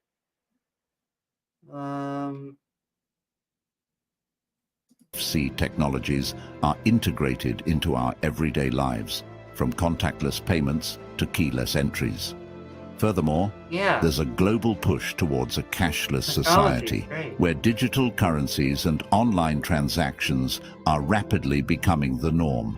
These developments represent the infrastructure I think it's going to still take a little bit longer than we think to, get rid of traditional money. But traditional money, currency, is just a system of assigning a value to something, a variable in essence, so that we can use it as something more general or more global. And so it's a concept. And so whether it's physical, digital, it's not spooky in either form. Could, in theory, support the kind of system described in Revelation 13. Moreover, the world's increasing interconnectivity and the convergence of global financial systems mean that implementing a universal system like the one point... Half of these, welcome back. Welcome back, James. I hope you had a nice time in hell. What I miss, if anything? Can I tell you what you missed? Every single one of these faces just has I'm trying to think what they are, almost like scatter plots overarching their face, or like a dot system. And that seems to be what they correlate with AI. And that's spooky, therefore the apocalypse. I think that covers a good like portion of what... Like they're not real humans. Yo, there was a guy, literally a robot in a suit, with the tie and a jacket and the whole thing. From the Red Hot Chili Peppers? I think so. And the dude was basically just like, oh, blah blah blah blah blah, and like the caption is like, the end of the world of AI starts now. But okay, anyway, damn it, more. America uses facial recog as well. Exactly. That makes no sense. Basically, it's like your phone is able to see and recognize your face. Therefore, the Antichrist. It's like, no. Therefore, I can open my phone a second faster, and it has trouble with other. It is a technology that is a decent level of security. There's going to be ways that you can break everything, but so is a passcode. So is everything, or a password, or whatever we want to call it. Yeah, we're coming in a little bit past the halfway mark. We have been talking what the Antichrist will do in 2024 is shocking. Portrayed in the prophecy is more feasible now than... It'll be like the same video, they'll just change it. We met 2025. We met 2026. We met, you know what? We don't even believe in this crap anymore. Just keep watching our videos, giving us revenue, buy our products, go to the store, buy our DVDs. Than ever before. We are in the last hour, ladies and gentlemen. The last hour John spoke of is here. The unprecedented events of recent times, particularly over the last 5 years, have showcased the world's ability to rally together and adopt unified solutions. Such unity, while promising in many respects, also sets the stage for a singular world leader or system to exercise the kind of influence described in Revelation. That only happens in Luffy. In essence, while we cannot definitively state that we are on the brink of witnessing Revelation 13, 16, 17's fulfillment, the pieces of the puzzle are evidently on the table. The world has never been so primed, technologically and socio-politically, for these events to transpire. It's a sobering reminder of the timeless relevance of ancient prophecies and the need to be vigilant in these... Oh, can I tell you the analogy? Just because Master, it just reminds me, and I was listening to James earlier, is like, it's the equivalent of feeding a pig or a cow and being like, oh, I love Betsy. And you're like, oh, okay, I love Betsy.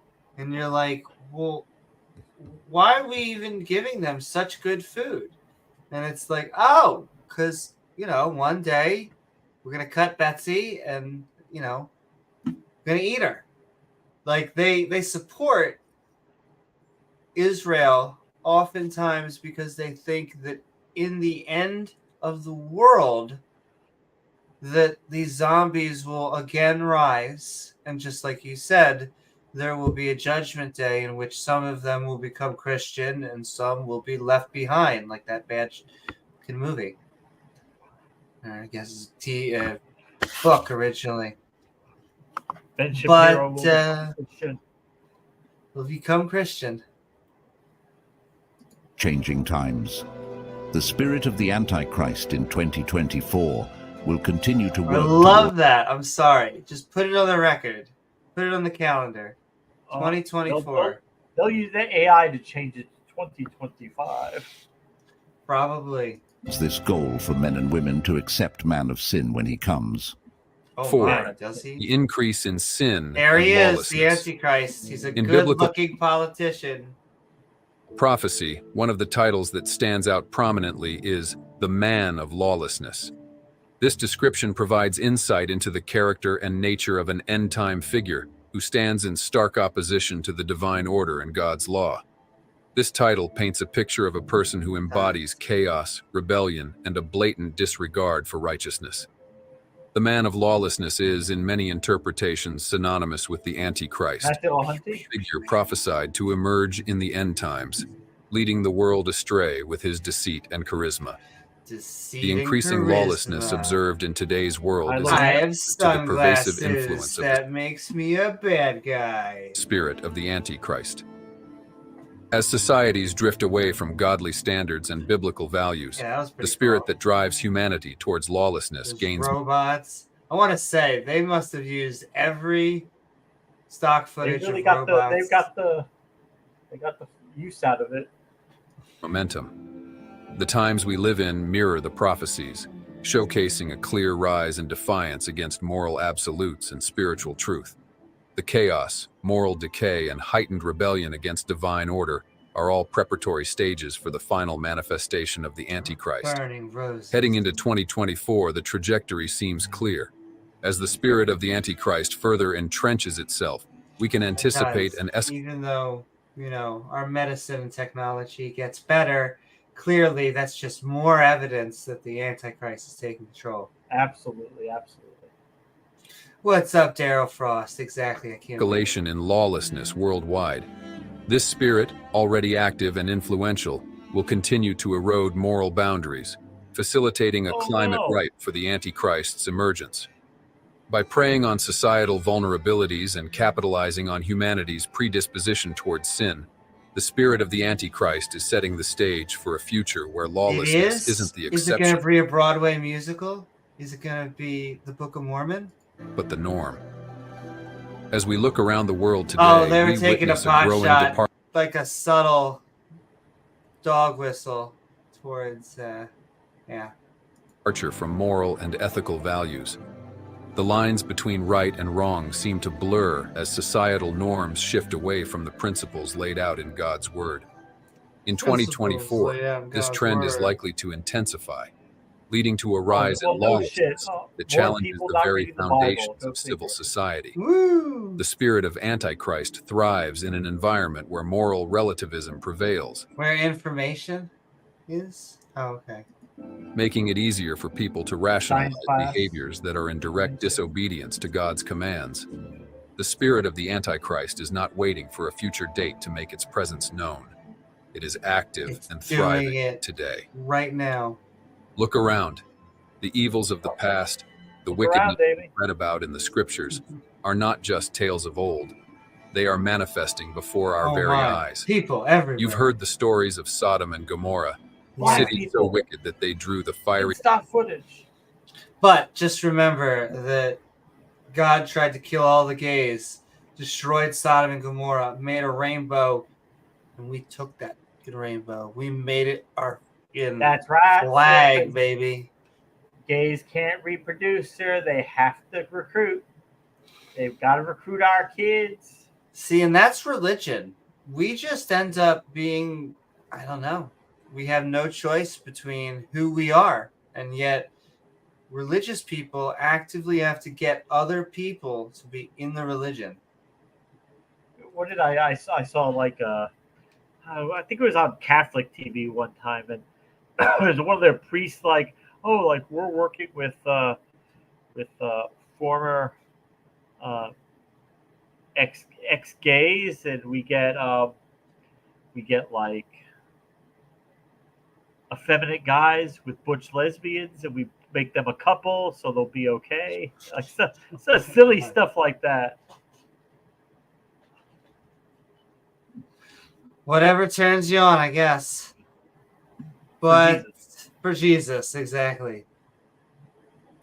Judgment of God. You've been told of the days of Noah, a time so corrupt that God cleansed the earth with a flood. And who can forget Babylon, the embodiment of human... I always love that they so much cherish the Noah story, because they're like, hey, we're getting rid of bad people. Don't you love getting rid of bad people? It's like everyone. Everyone? Of course, everyone was bad. But the gays, etc., they're still here. That's right. He tried to get rid of us, and we're still here. Human pride, arrogance, and defiance against the Most High. Sure. Now hear me on this. The sins, I'm the not gay wickedness, anymore, the gravity sir. of those times. Hear me on this. They didn't vanish into thin air. No, they've been resurrected, revamped, repackaged for our day. They did vanish into thin air. The modern world, my friends, is a melting pot of every vile thing that has ever defied God. It's as if the devil took a page from each of these ages in history, blending them together to craft the very world we now inhabit. Don't be deceived. We've not progressed, we've regressed. Sin may... No. You know, for whatever you want to think about the progressive label, if you don't think that we have progressed in the past few hundred years, then you are just factually wrong. I just go... I make fun of the Amish just because they're a few hundred years behind time. They came off the boat and they were like, yeah, this is right now the only technology that we'll use. And yet, my lordy, just being afraid of everything new. May wear a different mask, but its face is the same. Sin may have modern tools, but its intent is ancient. The devil doesn't need to invent new sins. He simply repurposes the old ones for a new... True, butt sex is old as time. ...generation. And let me tell you something. The convenience of today's sin should terrify every one of us. There was a time when sin required effort. I mean, that was a fucking cool visual, but I'm not terrified. When you had to venture out into the world to find it. But now, sin comes knocking everywhere. At our doorstep. Oh my God, sin comes via DoorDash. Like a door-to-door salesman. Yeah. Exactly. We have to leave a tip for our sin. Beaming directly into our homes, lurking in the mobile devices we hold in our hands. We are in a digital age where wickedness is but a click away. It's a world where our children, right under our roofs, can be exposed to things that would make Sodom blush. So much sins. Yeah, exactly. You can see this is a sin that would make even Sodom blush. Here is a picture of a woman holding what looks like a wine bottle in a very modest outfit. Oh, like, okay. As the great Alex Jones said, there are two types of people with porn. People who watch porn and people who lie about watching porn. But I just think that, yeah, I guess they can't, like, have a captioning of two dudes going at it to town right now. Well, Mormon missionary. Is that like a dating app? He's like swiping. Yeah. That's there we go. Okay, that makes sense. Dating app. He's gonna swipe because he thinks the guy's cute. There you go. James, I think we all have that problem sometimes. A world where temptation isn't around the corner, but right in our pockets. But let me remind you, this isn't I put my hand in your pocket, sir. This is orchestrated. It's a concerted effort by the spirit of the Antichrist to numb us, to desensitize us. You don't need those pants anymore, sir. Mr. Batman is here. Mr. Batman is here to save the day. Let me take those away from you. You don't need those anymore, you silly goose. You don't need pants.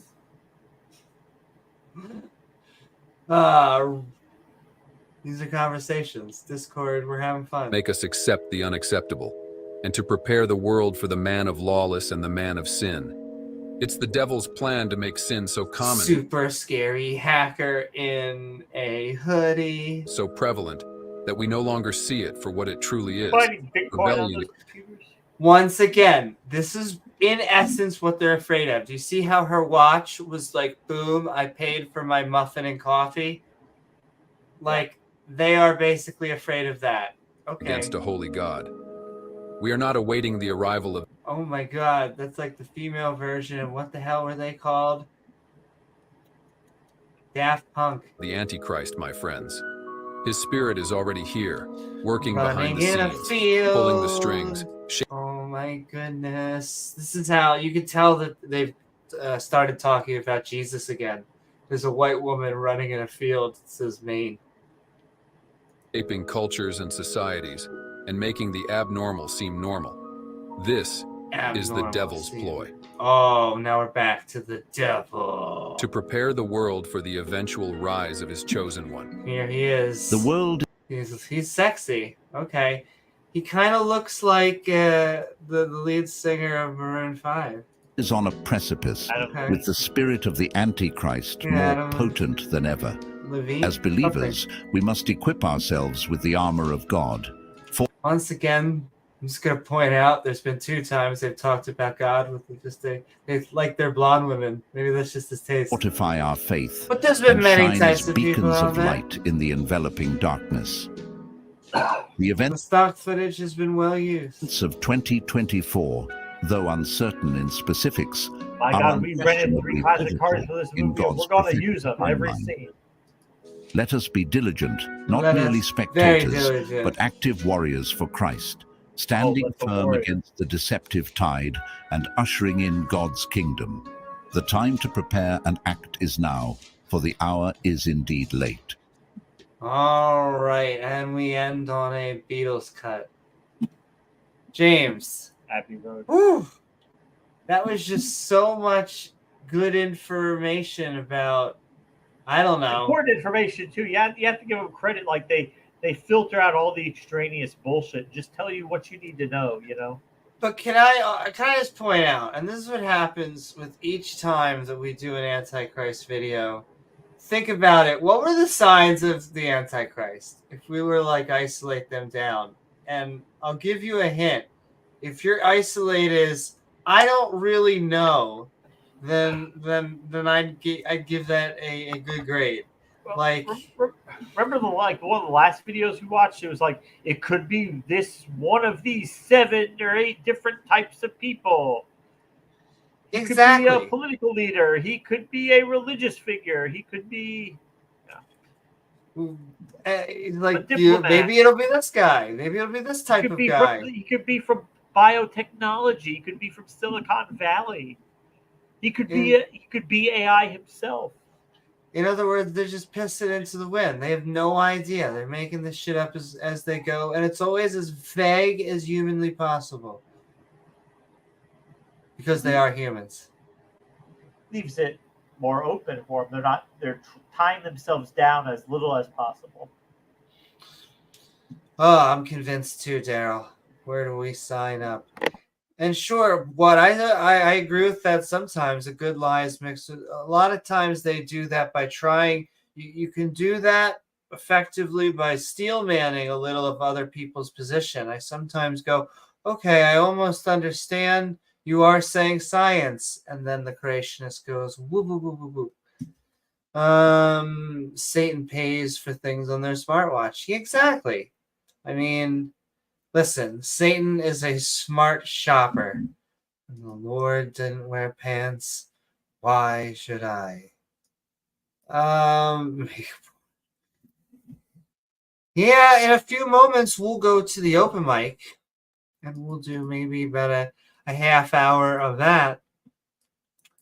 I still have to get up at a decent time tomorrow. Decent-ish. Because a decent time on Amy time. But I'll say it, I have had my timer reset. Get up so early with the day job. Though I am getting the handle on it. I say this every week, but I really am. And so upcoming weeks, more and more. Going to be doing more content, if not getting back to 2 to 3 days of fun. All right, I'm typing in StreamYard. Come join panel. Come join panel. Now, you don't have to. This is our Skeptic and Ranting always has a focus on a opposition viewpoint, or for the most part, something like that, a topic that James and I talk about.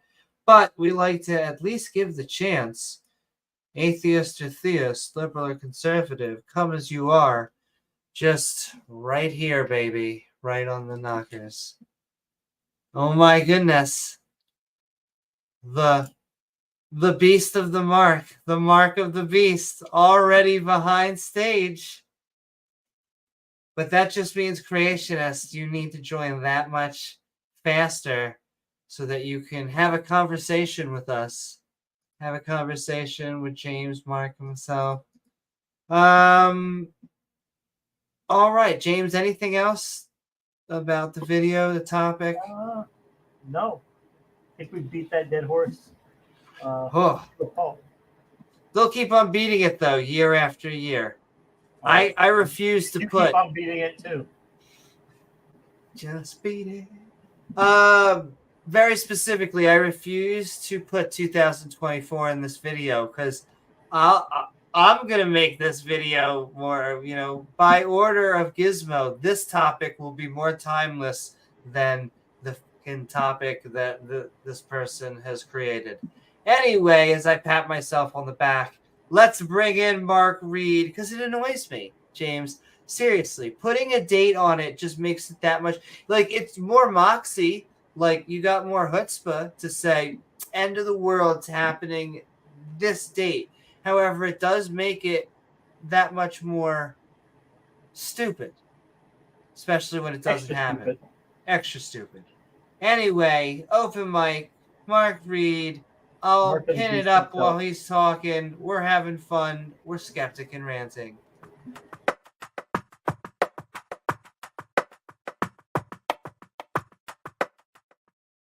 Woo! I hope you're doing well, Mark Reid. We are Skeptic and Ranting on what the Antichrist will do.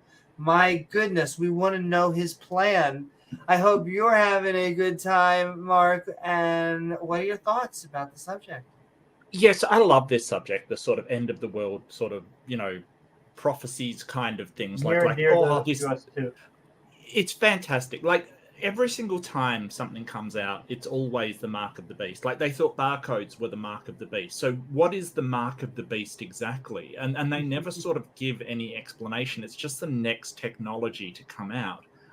Some people said that the sort of Apple Watches and things were the mark of the beast because, your wrist is just as good as the, hand when it comes to it, right? Because it tracks and it does all these things. That's the mark of the beast. So there's all these things that people are saying that is this mark, and none of them really have a good indicator of what it actually is. And as far as I know, the implant technology that they're talking about is actually on the forearm, because if you're going to have something implanted that takes the place of your phone, it's not going to be on a surface that you can't read or do something on. So it's actually forearm rather than hand. So does that nullify it as the mark of the beast? I don't know. I don't think it has any kind of critical application. The other thing is that technology is getting better and better all the time. I don't think necessarily an implanted something implanted is going to be particularly a good idea if you're talking about replacing the phone or something like that, because how often does Apple update its phone? It's nearly every year now. So you'd kind of have to go back into surgery every time you want to update your iPhone, which is, it's kind of impractical kind of thing, really impractical. So I really don't think that it's sort of and RFID chips. Look, when you're talking about security at the moment, generally what you're using is biometrics, right? So you're using fingerprint or retina scans or something like that. You're just using biometric functions to do security. Can an RFID chip store information, sure, but there's no particular benefit in doing that over, say, a phone or something you keep on your person, apart from not losing it. But it doesn't provide that much benefit. I do know of a woman that's had an RFID chip installed in like her hand there. In America, I think it is, so she can sort of open all of her doors with it. But it's kind of, yeah, I don't know. It's kind of, there's a whole load of problems to do with security. There's a whole load of problems, sort of around it. I don't know. It just sort of, yeah, it just doesn't seem like it's that great an idea practically. So yeah, I don't know. It's just really weird that they've claimed everything's been sort of mark of the beast over the years. So I mean, another claim that I've heard is one of the passages refers to file sharing kind of thing, which is where is it? I looked it up here. And the stars of heaven fell unto the earth, even as a fig tree casteth her untimely figs when she is shaken of a mighty wind. And I've heard that like sort of refer to file sharing and streaming things kind of thing. And it's like, really? Yeah, they're not talking about a literal fig tree, really? I don't know. It's very weird, and sort of the different people have different interpretations, and it's all weird. Yeah, so I don't know. I just find it interesting the way that, like, these are like Nostradamus's prophecies, right? You could read them any way you wanted to. Like, you could read that as, it refers to growing produce overseas and then importing it kind of thing. Like, you could read that any way you want. If you're going to be that metaphorical about it, it doesn't have any kind of information in it whatsoever. Just like the prophecies of Nostradamus can be read just about any way that you want. So yeah, that's my spiel. It's so good to be here. Thank you for having me on. I really appreciate it. But I love this end of time stuff because it's so stupid. It's just so stupid. Especially, yeah. And you touched on this, saying, "Oh, we're falling and we're living the worst of." No, we don't. Like, what? 50, 60 years ago, there was a world war that killed like millions, kind of thing. Like, are you serious? The trajectory is all down. I don't know where they get this from, quite frankly. Like, we live longer than we've ever done before. More people are educated than ever been before. More people are happier than ever before. Like, if you remember, there used to be a depression a while ago. Like, people were utterly miserable because they were basically. I forget the name of what they called that. What, the depression? There it is. No, it's a bad joke. It was a dad joke. Oh, okay. I totally went over my head. Never mind. Yeah, but who looks at this sort of the progress that we've made in modern times? Getting rid of slavery, essentially, getting rid of polio and things like that, and go, oh no, it's a downwards trajectory all the way. Are you joking? Like, I don't know how they can look at sort of modern life versus stuff back in the 1800s, being a peasant, and go, oh, it's a downward trajectory. You think? Yeah, it seems that just anything to do with post-enlightenment, they seem to be like, oh my goodness, they're having technology and spreading education, and medicine is getting better. And wait, no, this seems like everything's going upwards, and everything seems to be going in a progressive direction. I think that the problem is that they say a downward trajectory because things aren't going great for churches. Like, it's all tied into the religion. There you go. Like, as religion has decayed a little bit and we've more sort of gone, okay, well, how do we improve our lives? The best way to do that is to be sort of have science to tell us what the state of our health is, what the state of our environment is, what all of these things. Religion's kind of been put on the back burner a bit, in modern life because, well, science and sort of reason and all of these things, it kind of gets shit done. Basically, it gets stuff done. Yep. It sorts stuff out. It says, okay, well, here's how we classify this. How do we reach this point? Yes, this is the way to do it. If this is the state right now, and make experiments to say, hey, how do we implement this? Sure, yeah, it does all of that. And they say, well, yeah, it does that, but that doesn't mean, we should ignore religion. Well, sure, but you're basically saying, hey, the state of our society is the state of the religion, and that's just not true. Like, you can't say that, like, these countries that are irreligious are going badly. You have places like the Scandinavian nations, Sweden, Norway. You have Japan, which is very secular. Just because the religion's, sort of bad, that doesn't mean that it's bad for everybody that lives there. Sure, they've got their problems. Oftentimes, they have the highest ratings of happiness. They have good ratings in education and healthcare and things that we associate with a good life. Yeah, and I mean, a part of that may be, sort of other factors. I mean, correlation doesn't equal causation, but it certainly blows away the idea that you need religion for people to be happy, or you need religion for people to be moral, kind of thing. Like, it really, it falsifies that idea. But they want to say, hey, those countries, the amount of times I've heard people go, oh, but Sweden's just out of control and it has all these, and people from Sweden go, what are you talking about? I mean, Trump did that. He said that you needed like an escort to go through certain areas of Sweden. And Sweden was like, what are you talking about? Like, just make stuff up. He just makes up fan fiction, but that's absolutely. But this whole idea that you need religion in order to have a well-managed moral country is absolutely false, and it's proved by these countries that are doing it.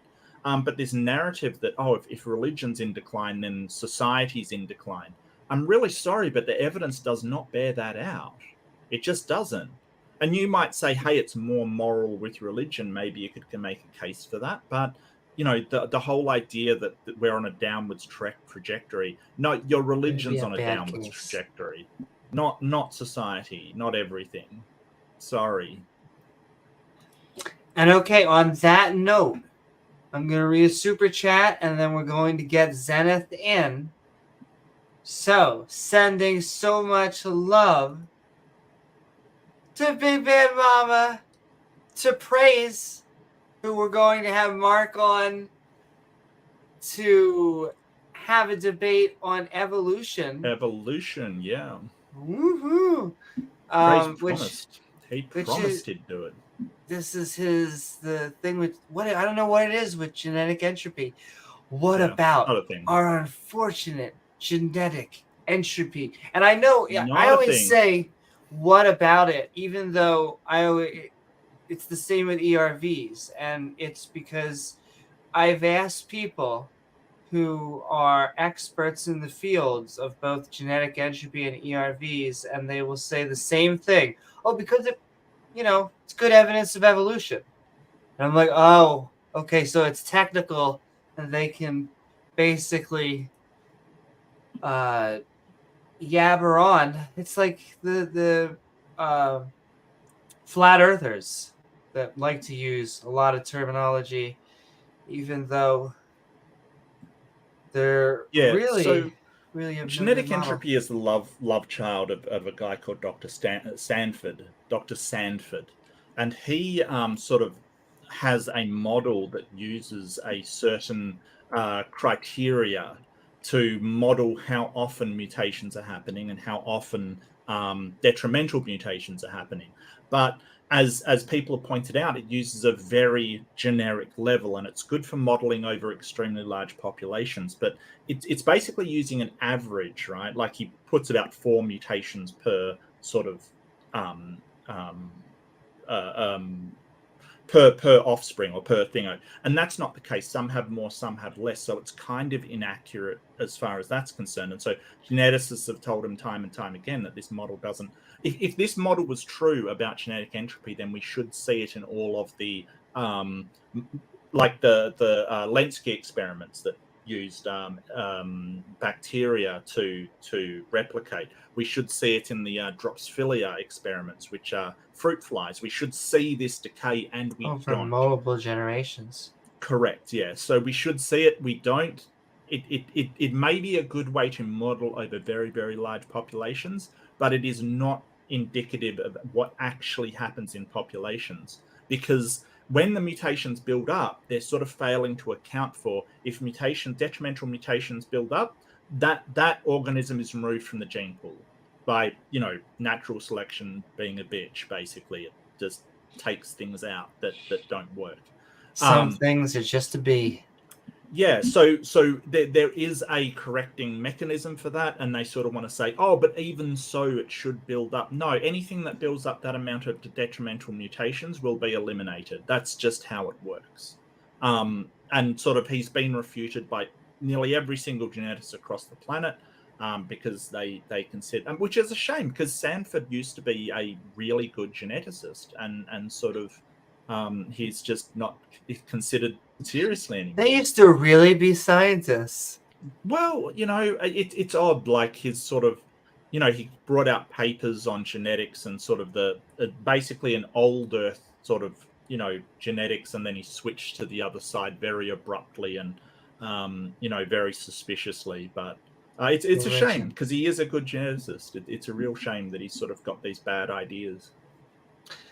But thank you, Mark, and thank you, Big Bad Mama, for the $2 super chat. No, not at all, because I find this actually fascinating, because they find these niches, the creationists, that they think are good avenues to sound technical. I stand by my definition that scientists, skeptics, non-believers want to convey information, and creationists want to sound technical.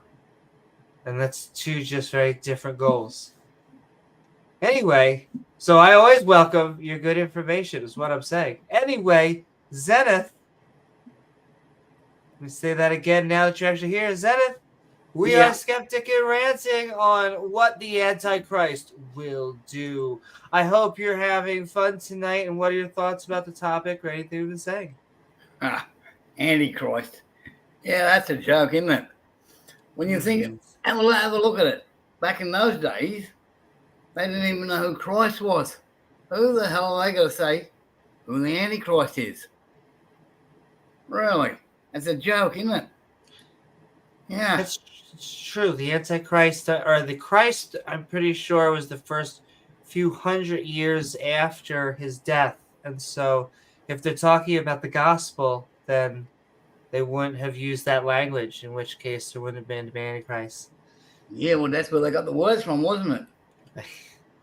Or was it the Catholics that just went, oh, hang on a second, that's not in there. We'll put it in there because we have to have a new, well, we got the Republicans, we got the Democrats, we got to have an Antichrist. Put that in there. Listen, you got to have a villain. Oh, yes. But the question to that is, to what end? They got nothing better to do. Honestly, they're anti this, they're anti that, they're anti this, they're anti that, And do they give you anti, vaccines for it? No, they don't. They just go out and say, right, you're out of here. But they don't tell you where. But they'll never tell you where to go, do they? I do want to, I guess, I'd rather be pro-Satan than the Antichrist. They're never pro. It's always anti. You got to be against something. Yeah, well, there you go. Well, you got to pick a side. Yeah. Well, I'm the same. If I'm going to go out, I'm going out with a pro. Hang on a minute. I don't know the way I said that, but yeah, you know what I mean. I'm going out with a. That's okay. Yeah. Well, I had a professional once. Oh, yes. But, I remember one time. I have an iPhone Pro. I don't know if that's actually true, but it makes for a good joke. I don't know if that's a joke. Keep on going. I don't know. I got Samsung. Woohoo! Yeah, because I couldn't get my lips around an eye. If you could, it would be an Isung. Yeah, I don't know. But getting back to what you were talking about, though, it's been something that's been going around and said for a lot of years. And I've actually been called that. I remember. Antichrist? Yeah. I can't remember what was said or how it was said, but they all looked at me and went, "You're the Antichrist." I'm going, "Oh, okay. Yeah. Wow. Could be. Don't believe in him." Oh, me, Antichrist. Who has the time? Yeah, who's got the time? I got better things to do. And I go, what are you talking about? I mean, all right, you know what got me into trouble at one stage? Do you know how to save and how to get to protect a Muslim from drowning in a swimming pool? I heard, okay, Muslims in a swimming pool. Yeah, you got to take your foot off their heads. Well, it's like, I'll give you an example. It's like today, right? They got all these what do you call them? Activists in the city with all this, free Palestine, blah blah blah, and all this sort of stuff. And I sent them a pork sandwich. Yeah, they don't want to talk to me for the moment. Yeah, I don't know what's with religion and not liking pork. Both the Jews and the Muslims can't eat pork. Yeah, This is my message to religion. Eat bacon. It's okay. Actually, we should probably not eat animals. But if you're gonna eat animals, eat bacon. Yeah, trouble is, yeah, and then you got to go down and say, "Well, I'm sorry, I'm the Antichrist." And you go, "What are you talking about? I'm eating mutton, aren't we?" Like, no. But you get in trouble for that too. So that's the point. Why is it that, like we're doing this here? For some reason, I can't talk about this in Australia. I honestly can't. I can't even mention anything like this because you know what? It's all misinformation. That's okay. Hey, YouTube randomly likes us because we spread information on this channel. I say randomly, but that's not randomly. The creationists they're always like, oh my goodness. But I don't know. We've had decent luck. So yes, say whatever you want as long as it's information. Yeah. What I got kicked off Facebook the other week for whatever I said, and they said, give us a reason why we shouldn't. And I said, well, that's simple because it's the truth. And they didn't like that. Yeah. We're on Facebook right now. Hello, Facebook, aren't we? Yes. Yeah. Hello, Facebook. Hello, Facebook. Yeah. Also, we'll say that this is why you can tell that the journalists of all stripes miss Twitter being called Twitter because it says X, formerly called Twitter, because no one knows what the X is. Have you been on Twitter lately? I go on. I have been on for at least 5 maybe 4 tweets, but I'm still. Aren't they X's now? X-Men. Yeah. Well, they got that from wrestling, didn't they? WWE. That's where they got that. But I can't help this. I mean, this Antichrist stuff has been going around for so long, and now this one that we just listened to, 2024. Well, they've been saying that for what? Well, I can remember them coming out with this sort of stuff back in the 1950s. Well, I'm not telling you how old I am. Well, that's wrong. But yeah, since about the 80s, all right, make it the 80s. Since the 80s, they're always saying the same thing, year in and year out. Now it's 2024. And why? Because AI is getting them. See, but AI is not, well, it can be scary. I shouldn't just blanket say AI can't be scary because it's just like any technology. You can use it to do scary things. And yet, they say this with every technology. Like Mark was saying, every new technology It's spooky. Yeah. And so, well, when you have a look at it, when was it? Back in the year 2000, when they said that, that all the planes are going to come down and do this and do that, and everyone is on what? They're all on computers. Isn't that AI?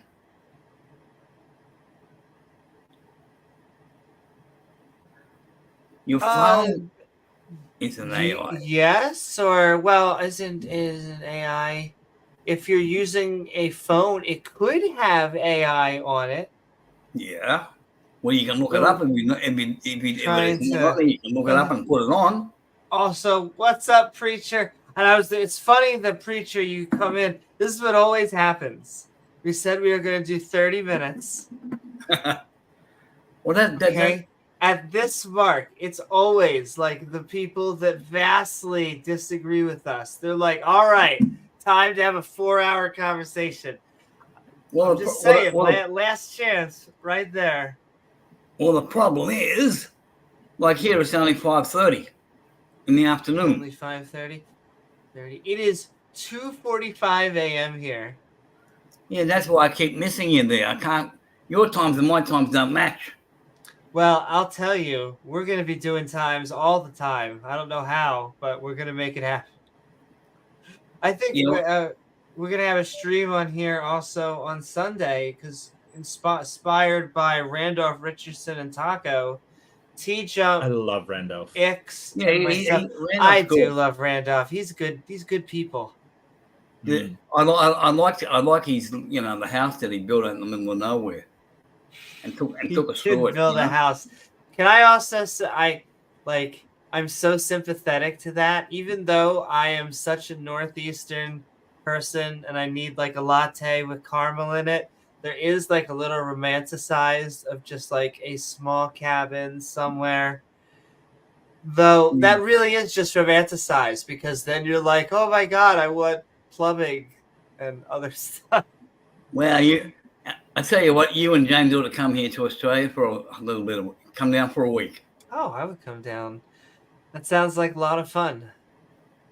Okay, which word? Coming down or getting here? Coming down. Oh, that's true. It's a lot. Though I go 50-50 on flights. A lot of people, as long as my ears are okay, I can do well on flights. Okay. I always feel very safe on things like that. Because I go super hard with the science. I always say, listen, if I trust in technology, a car has a much higher chance of crashing or doing something wrong. And so put me on the plane and let's watch a movie from the 90s. Yeah, take 90s. From the Sponsored 90s. By Spirit. Spirit. Yeah. Who cares if it was on Blockbuster first? You know where I get the best spirits from? Where's that? Out of a bottle. Say that again? Out of a bottle. Out of a bottle. Oh, yeah. No, that's a good spirit. That's where the best spirits come from. The pilots on Spirit probably drink Spirit. Sponsored by Spirit. I am definitely not going to. But, yes, this is the last 5 minutes, especially if no person that disagrees with us, because, with the atheists, what we generally say is very sane, rational things. Not the creation, young earth. Atheists can talk about anything, anytime, anywhere. All these Christians and Antichrist ones, they can't. And it's the same as these flat earthers and all that. When they want to talk, is it anything new? No. Anything? No. It's a repeat. They may as well just record it and shut their gob and put it on. It's the same thing. Left and right. It doesn't matter. Yeah. They basically the same apologetics. Yeah, they can't help themselves. They're just so full of it. It really is. Actually, I've worked out what AI actually stands for. What's it stand for?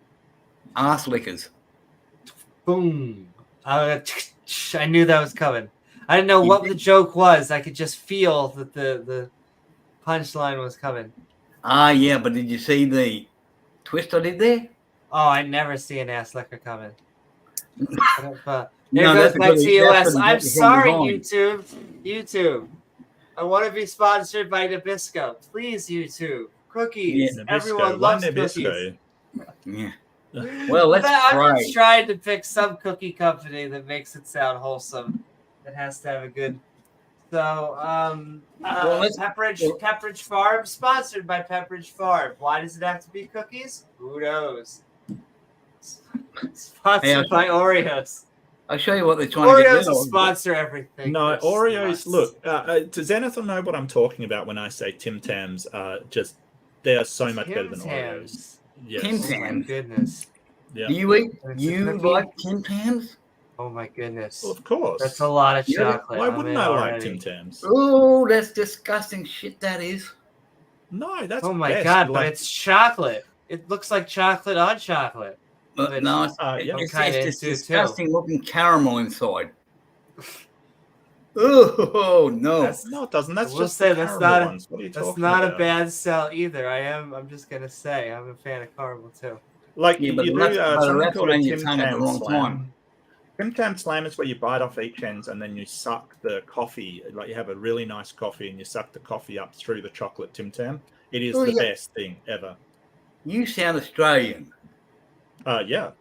Where are you from? WA.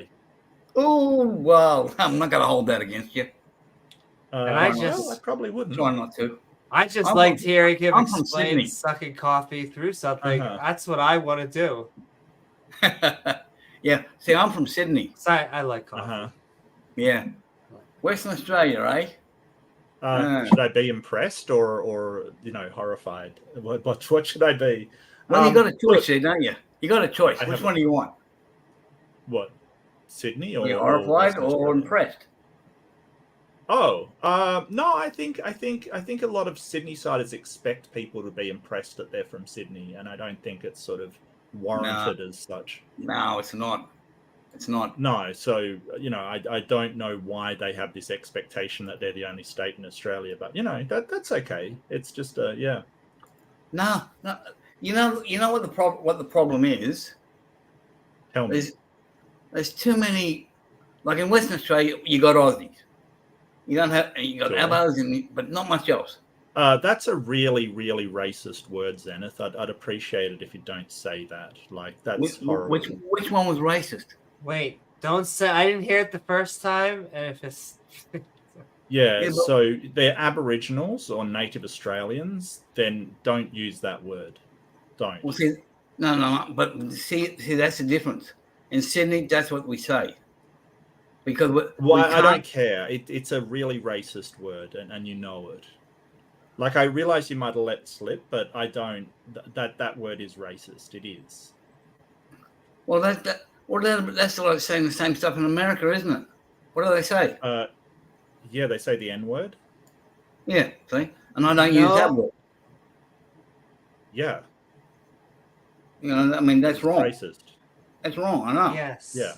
It's wrong. I agree. So we're all gonna agree on that, Yes, and because it's not wrong. It sounds very, very racist. I agree. Yes. It is racist. I mean, I can show you sort of the dictionary definition from multiple dictionaries like Collins and stuff that show it is an unacceptable word because it has overtones of extreme racism that has been part of Australia for many, many years. So Yeah. But that's exactly what I'm saying. It's like saying g'day instead of saying good day. no, it's not. No, that would be here. I'll put a link so you can see. Collins Dictionary is probably the best dictionary in Australia. Just look up that and just see the usage there. So the usage says, because of its highly offensive nature, this word is completely unacceptable. Hang on, I'll get my glasses because I can't see it. Hang on. Yeah, sure. I just want you to understand this sort of. Oh, I see what you've done. Right up. Yeah, okay. And I didn't hear what it was, but I'm not going to chat repeat it. is no, I'm not. What I'm saying is the chat is basically saying that we should kick you, Zeta. We generally don't kick for that. Let's give Zenith a chance, let's not just kick people out, but sort of on one mistake. Like, people do make mistakes. It's fine. Oh, it's okay. Well, I also have to say, I'm just have to. But yes, caterpillar is right. It is equivalent to the N word in Australia. It is. There's another few words that I won't repeat either. The Australians know what I'm talking about. The B word, no, bad. We don't say that anymore. It's incredibly racist. The amount of sort of vilification associated with this word it's a lot. And look, I totally get that people still use these words. They might have grown up in a time where they were normalized. They might have grown up in a time where it's perfectly acceptable. I get that. It's just nowadays the amount of hurt and hate that it causes it's not okay. It really grinds my soul to think that people will use this, offhand, just like they might use, an F word to describe gay people offhand. They might have grown up with that word and it might be completely normal. There's so much associated and so much harm associated with it. We kind of try not to say it, and sort of the dictionaries that show usage reflect this. They sort of say, hey, this word is incredibly derogatory. There's so much sort of when you're talking about definitions and usages, there's a lot of these things that have labels. They have associated things with them. So even if you don't think that there is that associated derogatory conditions with the word you're using, they come with it just because that's how it's used by everybody. So what do you do when they say it themselves? Sorry? Well, what do you do when they say it themselves? I don't. Can I just say? Well, no. Yeah, sorry. Go ahead. No, Well, it's your show, Amy. I'm not gonna. No. I honestly, I think you were doing very lovely. I'll tell you why some words, because I know why I use certain words in a reclaiming manner, because the words always come from. Generally speaking, it comes from a type of malice. I'm not saying 100%. Those words are always used in malice, but the way that people reclaim words is because a way to de-sharpen them is to reclaim some of them. But generally speaking, I always find when it happens and it falls outside of any type of that reclaiming ship, it always just ends up being painful and hurtful. And well, I'll give you an example. Like, people call me a fat slob, an old creepy fat one. Okay, should I feel offended? Approve of that either. I don't think that's very nice. I'm asking, should I be offended by that? Well, probably. I think if someone walks up to you and says that you're a fat slob, I think that that's offensive and mean. Well, I've copped that all my life. Okay, but I think that's sad. That's terrible. People shouldn't be coming up to you and going, "Hey, you're a fat slob, Zenith." I think that's horrible. People don't know who you are. They don't know the life that you've lived. They don't know what you've been through. I think that's terrible. But there's a difference between that sort of saying, "Hey, you personally, Mark Reid, are a bald idiot or something," and saying, "Hey, this entire bunch of people are this word which has all these things around it, like signifiers like lazy, evil, prone to crime, prone to this, prone to that." There's a lot of baggage that some words have that when you inflect them, they come with a lot of baggage. Even some words like atheist comes with a lot of baggage, right? Like, people say atheist and they sort of assume, well, you believe in evolution, you don't have any morals. There's a lot of baggage that comes with words. They always think we're nihilists. Yeah, I know. Right, exactly. Yeah, I know. So the baggage that comes with the particular word that you used, it's a lot of it is very derogatory. It's very harmful. It's very sort of, they're a lesser people kind of thing. And that's the problem. It's not that you mean that, right? It's nothing to do with what you mean by using the word. The problem is the baggage that comes with it is sort of, you may unintentionally be putting that on somebody, but you are doing it by using that word. and that's the problem. Like if somebody uses the N-word, right? Okay. So we're not talking about someone specifically. We're talking about a sort of saddling an entire people with these derogatory terms. Oh, So- okay, right. so I got you. I got what you mean now. Yeah. No, And, well, you can respond I'm sorry because I didn't mean it that way. No, that's okay. I gather that you didn't. You know that it's just a word that you're used to using, and I totally understand. Like there's words that I used to use that I just used all my life, but it's that baggage that comes with it that's really nasty and sort of, you know, we're trying to find a way we can talk to each other. You know, especially the First Nations peoples.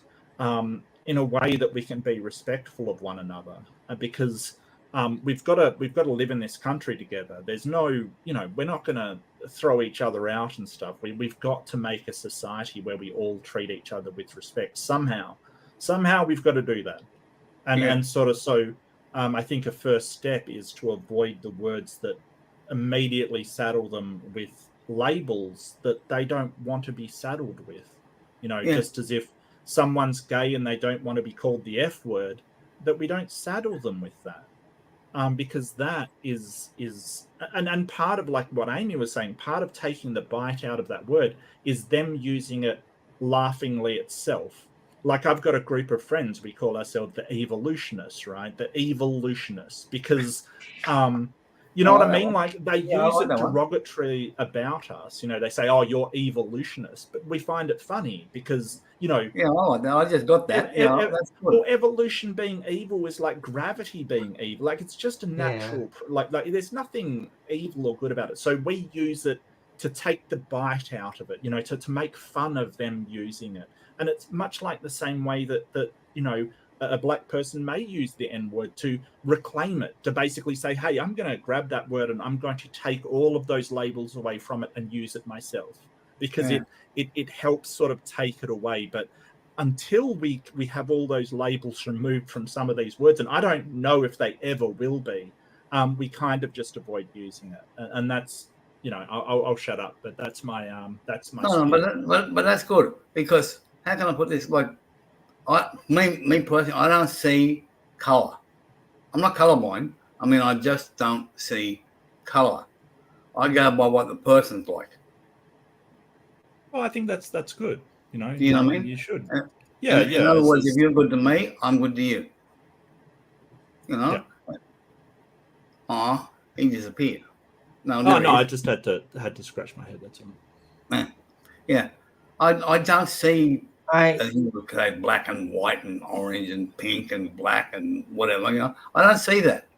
I see people.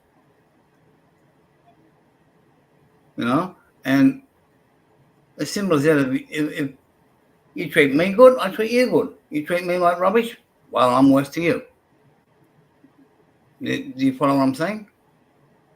I do. I don't know. I have to be cognizant of sort of the things that happened in the past, though, that colonization, and I love Lindsay Ellis, who said this first that I heard her say, colonization is baked into every single culture in the world. It's something that happened that is sort of it's sort of this aftershock of this time where things were extraordinarily bad for sort of 3/4 of the world's population. And that's to draw it back to the video. That's what I don't understand about this, like, oh, there's downwards trajectory kind of thing. Colonization was awful for people. So, you know, the idea that we're sort of overcoming that and sort of dealing with these cultural issues is a good thing. I don't understand how that's possibly a downwards trajectory, but I have to be cognizant of that. And I don't blame anybody for it. Like, you weren't born when it happened. I wasn't born when nobody was born when it happened. And it's sort of how I separate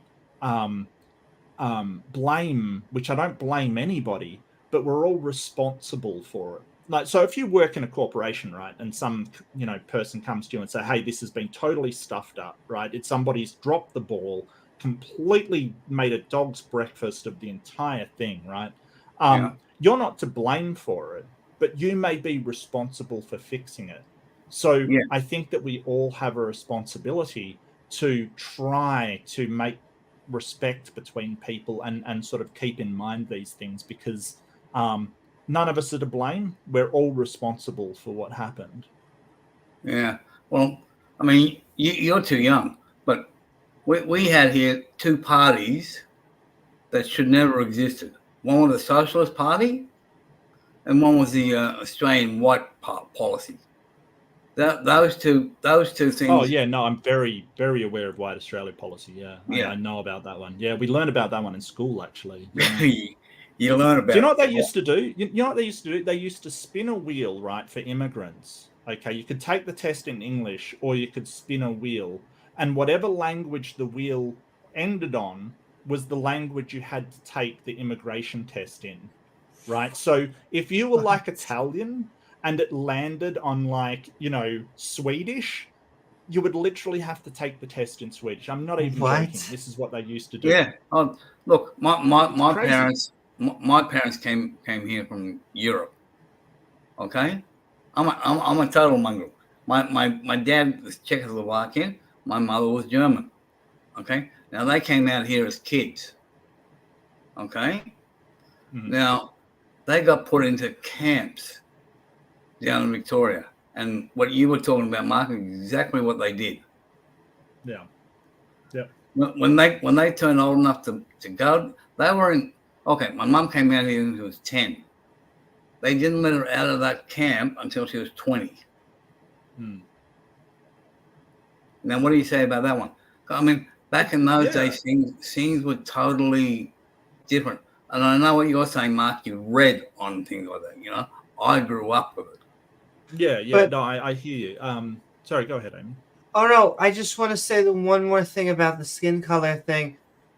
I think that sometimes, while I understand kind of the sentiment that you're trying to say with the I don't see color, that phrase is oftentimes used to ignore that some people, not saying you, but sometimes used to ignore that there are people that do view color and treat people differently because of said skin tone.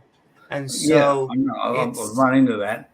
Look, as I said, my parents, my background is basically German, right? Now, with my last name that I have, right at this moment, the way things are here, or in Western Australia, I think they're doing it too, but I'm getting classed as a Jew. So guess what they're trying to do to me? You know, and that is wrong, isn't it? I'm not sure. And I wasn't sure of the situation, but Mark said yes, so I'm going to trust this. With what's currently happening in Israel, a lot of it, like a lot of Jewish people, are being blamed for the crimes of their government, or the things that their government's doing. And a lot of Palestinians are being blamed for the things that Hamas are doing. Yeah. And I want, if nothing else, I want people to understand that, you know, the people of Israel are not the government of Israel, just like the people of America aren't the government of America, and the people of Australia aren't the government of Australia. Like, we've got to differentiate between what the government's doing and sort of blaming the people for that. But at the end of the day, the people do have a responsibility to, like, vote their government out, or make it clear they don't support their government, or something like that. And just as the people of Palestine really should be sort of, you know, making it clear that they don't support what Hamas is doing. This situation breaks my heart. So it breaks my heart because in the civilians always lose. Civilians always are the ones that cop it in any war. Doesn't matter which war it is, the civilians are always the ones to come out worse. And it breaks my heart because people are sort of, you know, oh, we're going to take down this Hamas. And it's like, yeah, but you're going to kill so many civilians along the way. Is that worth it? No. Apparently so. It's hang on, Mark. But all I'm saying is that they're not going by colour, they're going by name. And if your name sounds a certain way, what does that say? Well, they're still going by perceived race, right? So they're going by ethnic divisions and taking a name as being part of that ethnic division. Who's going? So, for instance, Reid is like my last name. Reid is an ethnic division. It's actually Scottish. Sort of say, hey, you're Scottish kind of thing. It would be really. I mean, I don't. Apart from my name, I'm a percentage Scottish. That just happened to be the way my name came out.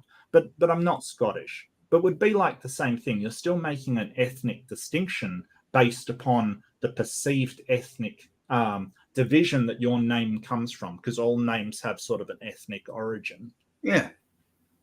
That's wrong. That's absolutely wrong. They shouldn't be doing I'm finding that disturbing. Because they're not disturbing. Absolutely. They're not asking, they're telling. And that's what I don't like. Well, even if you were part of that ethnic distinction, I think it's still wrong to associate somebody's ethnic origin as being, well, anything really. I mean, you might be a Israelite that's someone from Israel that's completely opposed to the government, that is marching against them and protesting and things like that. You can't just assume that somebody is for this because their government is for it. I mean, I remember being in the protests about the Iraq War. I was protesting it, but somebody, hears I'm Australian. Oh, you were part of the Iraq War. You were part of killing millions of people. Well, no, I was 100% against it, but my government certainly did that. Yes. Yeah. Well, I mean, like the government here, when I was young, we still had subscription. Okay? Yeah. When you turned 18, you had to go into the army. Okay? Mm-hmm. I just finished my apprenticeship. Didn't even. Oh, you mean conscription? Yeah, conscription. Yeah, it took me a second because I'm like, you signed up to the subscription. I was like, oh shit, it must be good if it's the subscription. But I thought you meant like subscription magazines and subscription newspapers and stuff. Yeah, the other word. Sorry about that. Yeah, no worries. I put an S instead of a C. But yeah, but what I'm saying is, when you don't even know about it, my dad had my bags packed and ready for me to go. I'm going, where am I going? I didn't even know that the army in those days, they actually came around my house and dragged me out. Now that's wrong. Oh yeah, I don't agree with conscription at all. I think that's a horrible thing to do. Part of me suspects if so you have Ukraine that implemented conscription when they got attacked by Russia. I don't think there is a country on this planet that wouldn't implement conscription if they were under serious attack from outside. I think they would, but sort of in the past we've used conscription for like Vietnam, for instance. They conscripted. That's where they took me. Yeah, and that's absolutely reprehensible. That's just awful. Conscripting people to fight overseas is absolutely terrible. And I think there would be serious problems to implement that this day, because we are on an upwards trajectory where we sort of say, hey, we don't allow our governments to conscript people into the military to send them away, kind of thing.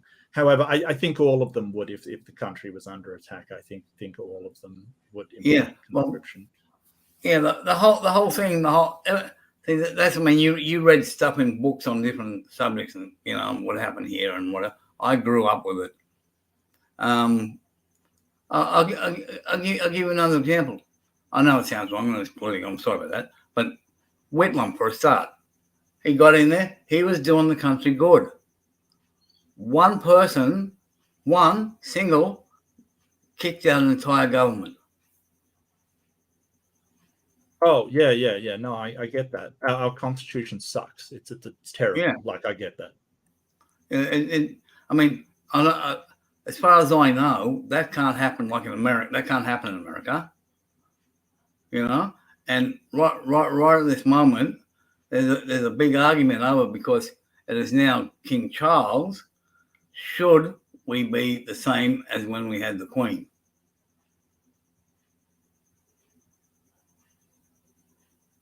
What do you mean?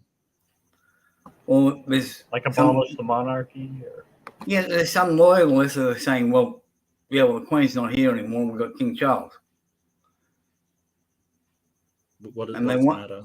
They want to bring up the Republican thing again here. Well, sure. And yeah. Oh, look, I don't really mind. I see. I don't really. I mean, sort of to have a king or queen as a figurehead, I don't really care. It's not that great big a deal for me because we don't pay for them like the British do, kind of thing. What I want is just a constitution that says that the king's not in charge or the queen's not in charge, and they're not our head of state, and they're not in charge of the thing. And I would like our constitution to include like the prime minister who's not in the constitution and the cabinet that's not in the constitution and all of the portfolios for ministers. That's like, there's a ton that Australia does that's just not in the constitution. And I think it's wrong. I think we should have a constitution that reflects how we actually are. Also, this has gone 10 more Australian minutes. night. This is Australian night at the moment. And we're kind of got really off topic. I wish I made a tangent emoji just because, like, when we go off tangent, I wish I had it at the moment. Yeah, we did a little bit. That's my fault. Sorry about that. Yeah. No, not at all, man. Like, no, it's probably my fault for sort of, talking about sort of the colonization and all of that kind of stuff. Well, we have 10 minutes to steer the ship back for landing. Well, Creationists, if you do not come. If you need to, I've got 10 or 11, actually, I can add one to it, 10 or 11 failed doomsday predictions here. So times in the past where they said absolutely, definitely the world was going to end. So you have 2012, the Maya calendar prediction. Everyone remember that one? Like when they said, oh, the Maya calendar's coming to an end, the world's got to be ending there, right? Yeah. Apparently, today is fuck Australia. Yeah, isn't that lovely? We love Australia. Yeah, that's lovely, that is. What do they say? What country are you from? Mommy declares it a holiday. Yeah, national holiday. Hey, look, Australians, any day for a day off. That's why I don't want to abolish the monarchy, because we lose like the King and Queen's birthday, which is a day off. So I want to keep that. I mean, we could just call it something else, but yeah, make it 2 days off. One for the Queen, one for the King. No, I'm right with you, Zenith. I'm right with you, mate. So you have 2000, the millennium thing, end of the world. Everyone remember that? Like computers are going to go down and cause the end of the world kind of stuff. Yeah, that's what I was talking about before. Yeah. Harold Camping. Anyone heard of Harold Camping? Harold Camping. Yes. He's the pastor, Harold right? Camping. Who had he had like several predicted of them. 12 times based upon his interpretations of biblical numerology. In 1992, he published a book ominously titled 1994? And he predicted the end of the world I remember now. at the end of 1994. See, I like that question mark. I do the same thing. Yeah. See? What the Antichrist will do. Yeah. Sure. Well, obviously, doesn't matter which way you look at it, they've had over 2,000 years to turn up and show their faith, and no one's here yet. Yeah, no, I totally agree. And plus, like in the Bible, Jesus sort of said, hey, I will be back before some of you here have tasted death.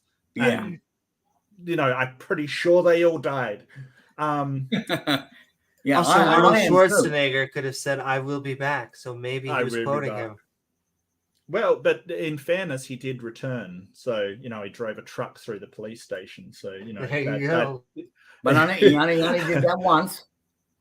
Well, yeah, I think they did a throwback to it in one of the newer Terminators, like said, I'll be back, and then came back. So a religious leader in Taiwan said that the world was going to end in 1988.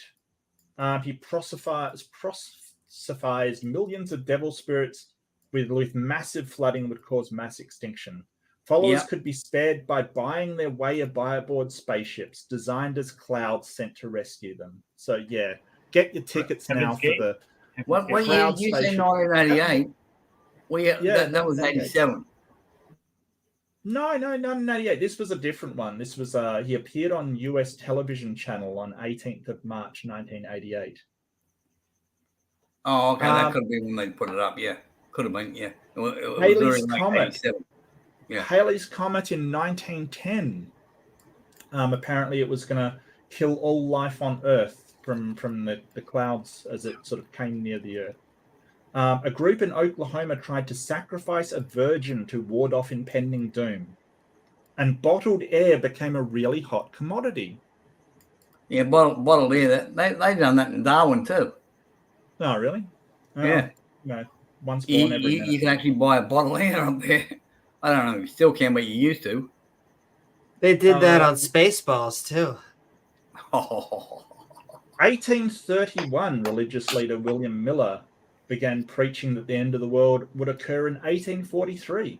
He attracted 100,000 followers who believed they'd be carried off to heaven when the date arrived.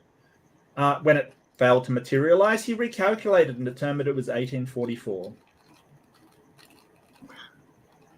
Got Ellen G. White, is she on your list? Sorry? Is Ellen White on your list? Ellen G. White. Oh, who? Ellen White. No, this is if it's before, like these are in chronological order, so if it's before 1843, then no. At 42, Joanna Southcott predicted the end of the world at 1800. She published her own books and got 100,000 followers. She announced in the following year she'd give birth to the second Messiah. Despite being 64 years old, she told doctors she was a virgin, but she died before the baby could be born. So, yeah, you missed your chance, Messiah. What a shame that is. Amy will give birth to the Antichrist. 1806, a domesticated hen in Leeds appeared to lay eggs inscribed with the message, "Christ is coming." Great number of people visited the hen and began to despair of the coming of Judgment Day. It was soon discovered that the eggs were written in ink by the messenger and then reinserted into the hen's body. Ouch! That poor hen. Well, here's a good one. It would have been about 76, 77. Yeah, just before Johnny O'Keefe died. Johnny O'Keefe died 78, so it was the year before. 77. Yeah. Okay. We used to have the Hare Krishnas going up and down George Street all the time. You're going, Hare Krishna, right? Now on the back of about 4 or 5 of them, the end of the world. Yeah. No. They've been doing it for years, though. That's the thing. Okay, so the next one is 1666. Can anybody guess what happened in 1666? Hot dogs and fireworks. No, the Great Fire of London. So people thought that was the end of the world, right? So because it's the 666 in the end, that ties us back to our little mark of the beast 666. You know what? I saw a thing by Big Bad Mama recently about Kent Hovind saying that barcodes always have a 6 in the front, a 6 in the middle, and a 6 at the end. And I went, no, they don't. Grab the nearest thing to me, which happened to be a notepad, and like the barcodes do not have a 6 in the start, 6 in the middle, and like they do not. It's so stupid. I don't know why that man lies so much. I got one here, and it's got it's got a 4 on one end and a 9 on the other. Right? Like it's so stupid. Like this is what I was saying to someone in the chat. I think it was Blaster Master. Like people usually don't run into skeptics. They just hear someone like him say that, and then they go, "Yeah, that's true. I'm not going to bother to check like the closest thing to me with a barcode. That's true." You know, they don't think about it. Yeah, well, that's the problem. You hear a lot of this stuff, but nobody checks. Right. And that's where the problem comes in. Why would you want to check? Because then you might know. Then you might know. Yeah, well, it's better to know and have an opinion rather than have an opinion and don't know. Hey, if you've got a lotto ticket and you haven't checked the numbers yet, you never know. You could be a winner, right? Could be. But that's called a lottery. Let's just say you are. Let's just say you are. Yeah, just say you can then wander around saying how rich you are. It's awesome. Of course, if you actually check the numbers, then, well, you probably go have to get up and go to work the next day. Go figure, huh? So the next prophecy going backwards is the Great Flood of 1524 that never eventuated. Because it was the sign of Pisces, the planets would be in alignment under Pisces. Hundreds of pamphlets were sent out announcing a coming flood and sent into a motion of general panic. And that was in Germany. Count von Igelheim, a German nobleman, went so far as to build a 3-story ark. Though there was light rain on the day of the predicted flood, no actual flooding. The Ken Ham of his day. Right, except maybe he didn't use concrete. I don't know. I feel like concrete's a really bad material to build a massive ark out of. But isn't it a fact that these doomsayers, you know, they can tell you when it's going to happen, and when it doesn't, they can tell you why it didn't. Sure. Yeah, that's. So I've heard him say sometimes, like, "Oh well, it was going to happen, but God decided to give humanity a little more time," you know. Or they'll do like a sort of a. It's good, isn't it? Yeah, they'll do sort of a numerological sort of study of the Bible, like, oh, if I put a 5 here and a 6 here, and it's all very convoluted and sort of, you know, comes out at these dates that they're saying. And then if it doesn't eventualize, they go, oh, well, I miscalculated, let me calculate again. And then it's, you know, 2 years in the future, and then another 2 years. And like this guy did 12 times that you were talking about, Harold Camping, who just kept going, oh, it's slight miscalculation. Hold on, folks, send me more money and I'll, you know, try it again. And the oldest one I've got is 2nd century. So 2nd century is everything from 100 BCE onwards, and was in modern Turkey.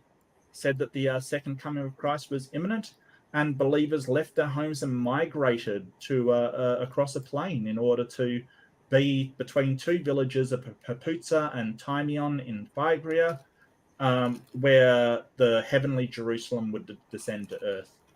It did not materialize, but we do have sort of manuscript illuminations showing this sort of migration of people to meet with the end of the world. Yeah, well, I mean, sooner or later the world will end. And let's see if I get that one right.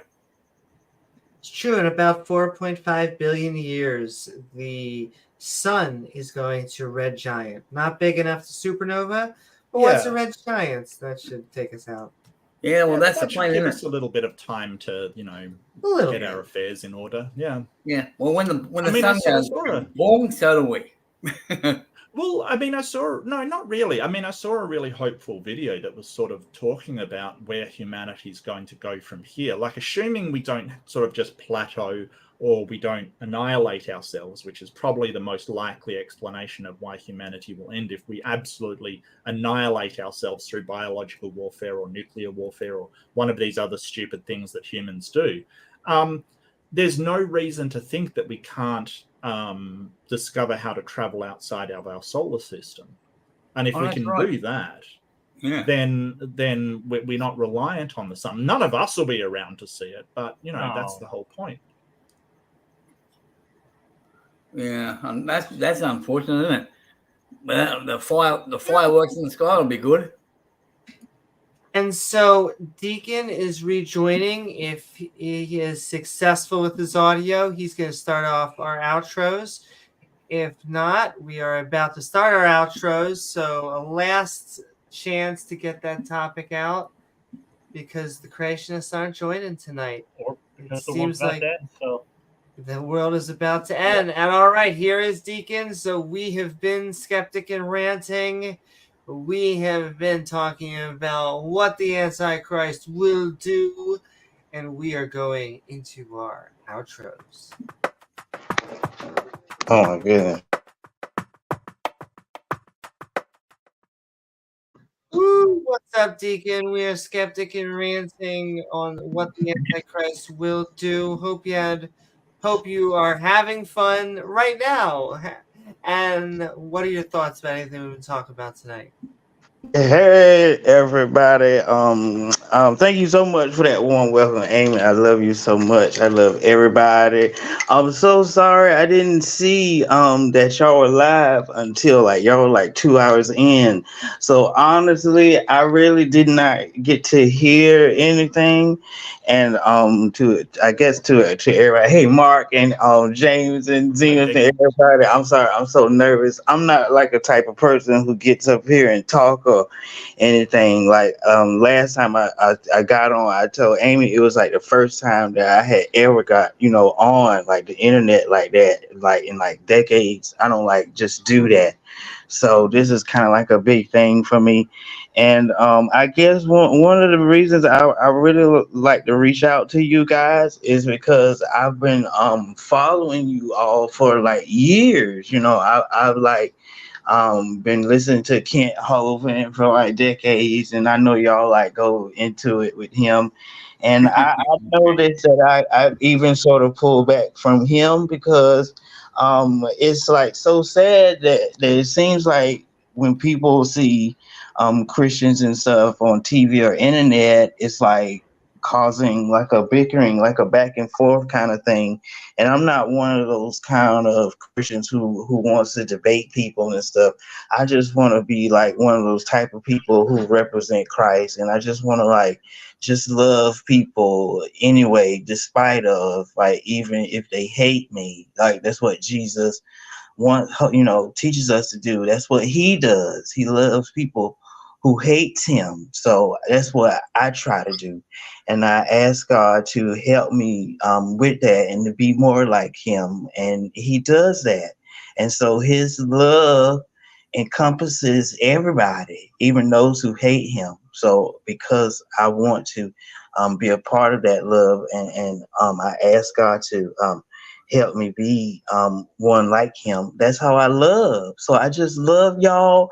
I love everybody. I don't care. So I hope that hearing from me helps y'all sometimes when y'all always like going back and forth with people who want to just pick apart and argue with everything. I hope I just will offer you a little bit of comfort and ease, that you don't have to go back and forth with me. I don't care what your thought is. I don't even care if you hate me. I love you anyway. And I pray for you, and for the blood of Jesus to cover you, and God bless you in Jesus' name.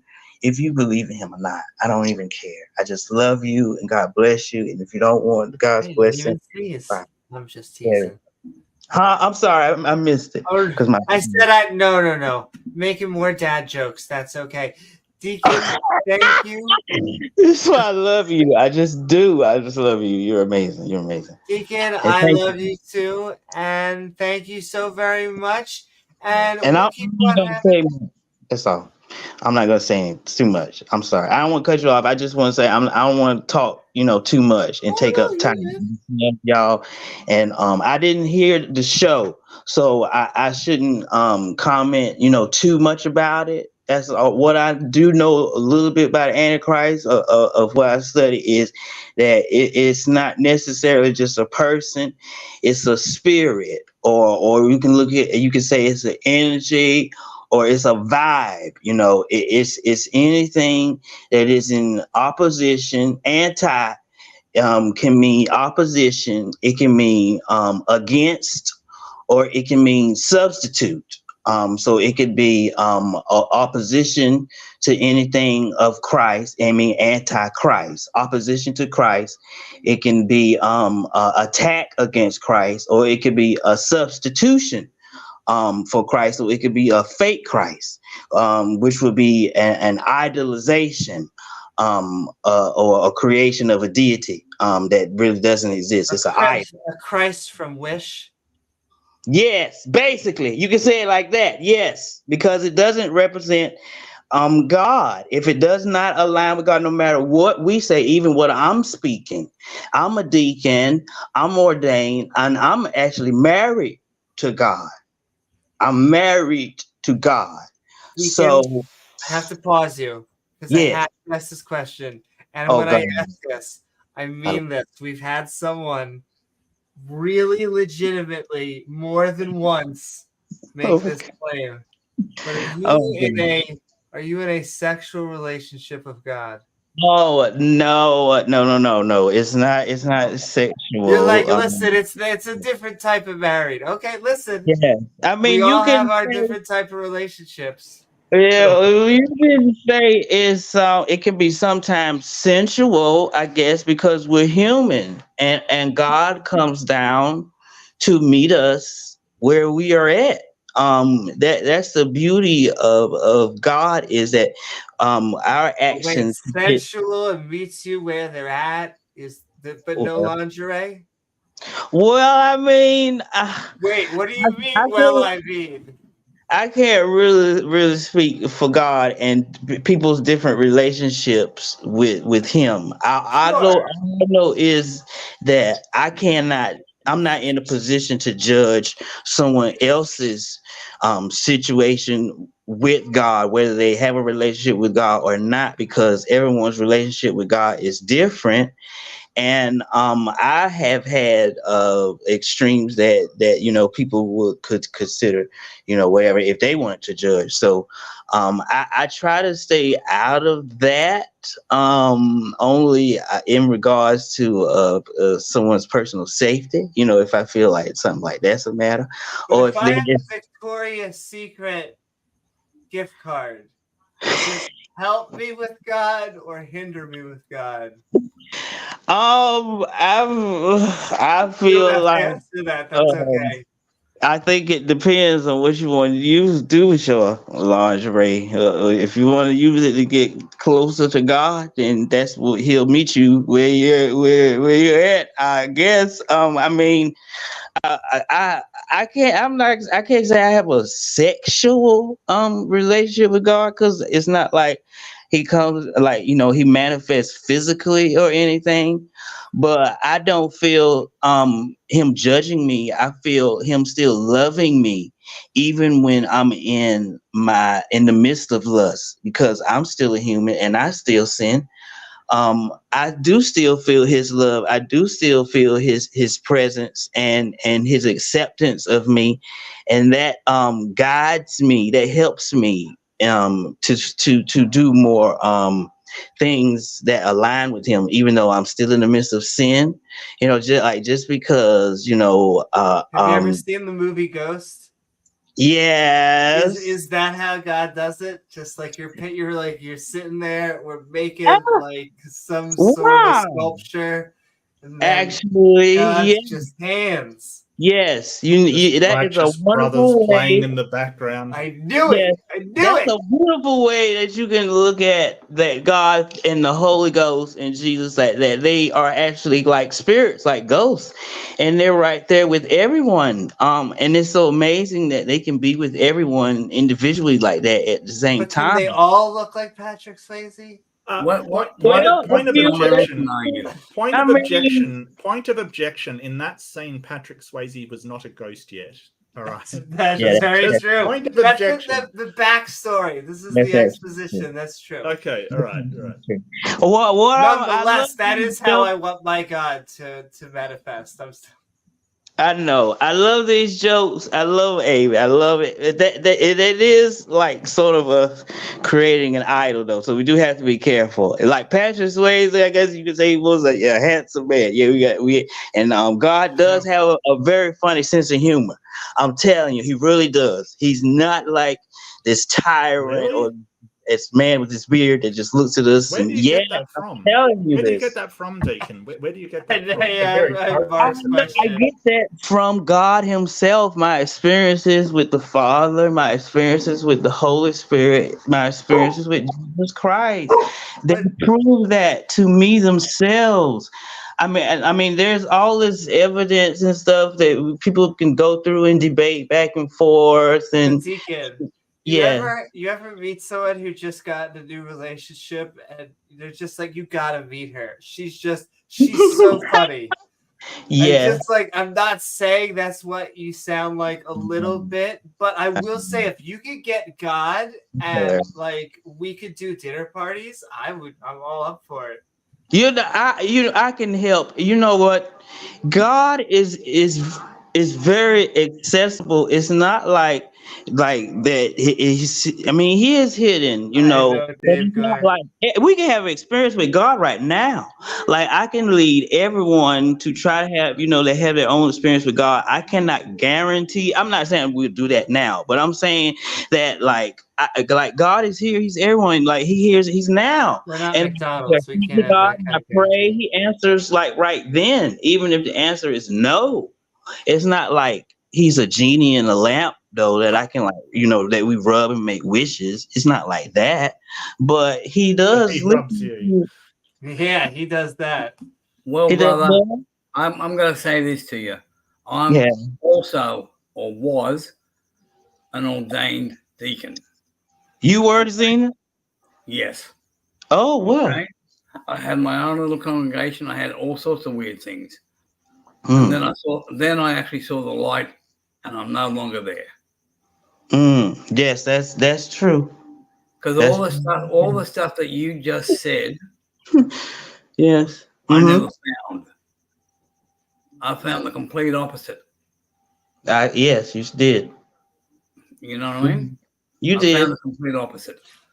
Nothing you just said about loving and blah blah blah.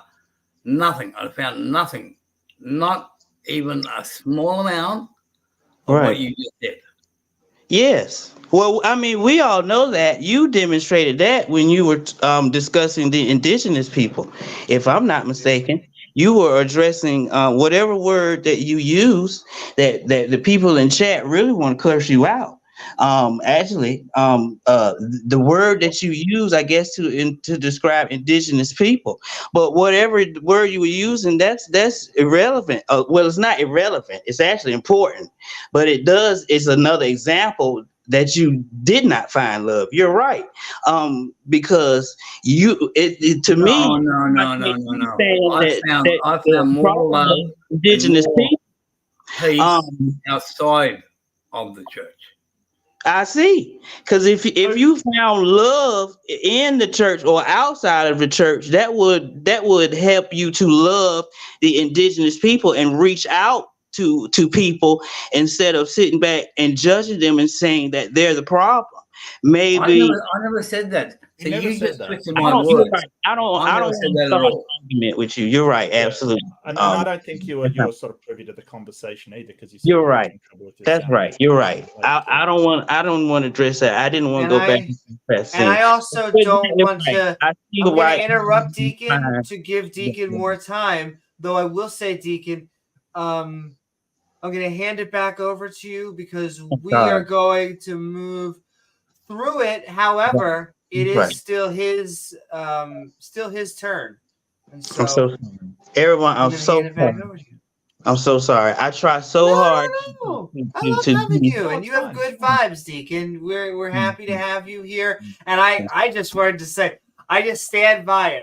If I had a sensual relationship with God, I might have stayed a theist longer. But, oh my goodness. Well, I do describe. Well, God actually is funny. I tell you, God has a funny sense of humor. He describes heaven to me, meaning heaven is like having an orgasm like 24/7 times infinity, and I can tell that. Yeah, is that what it's like? It's for you.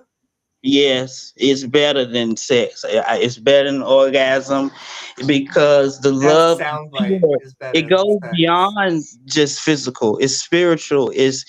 God is loving your actual soul. He doesn't care what you look like. He don't care what your skin color is. He don't care what size we are. He don't care what our hair looks like. He don't care if we wake up in the morning with morning breath.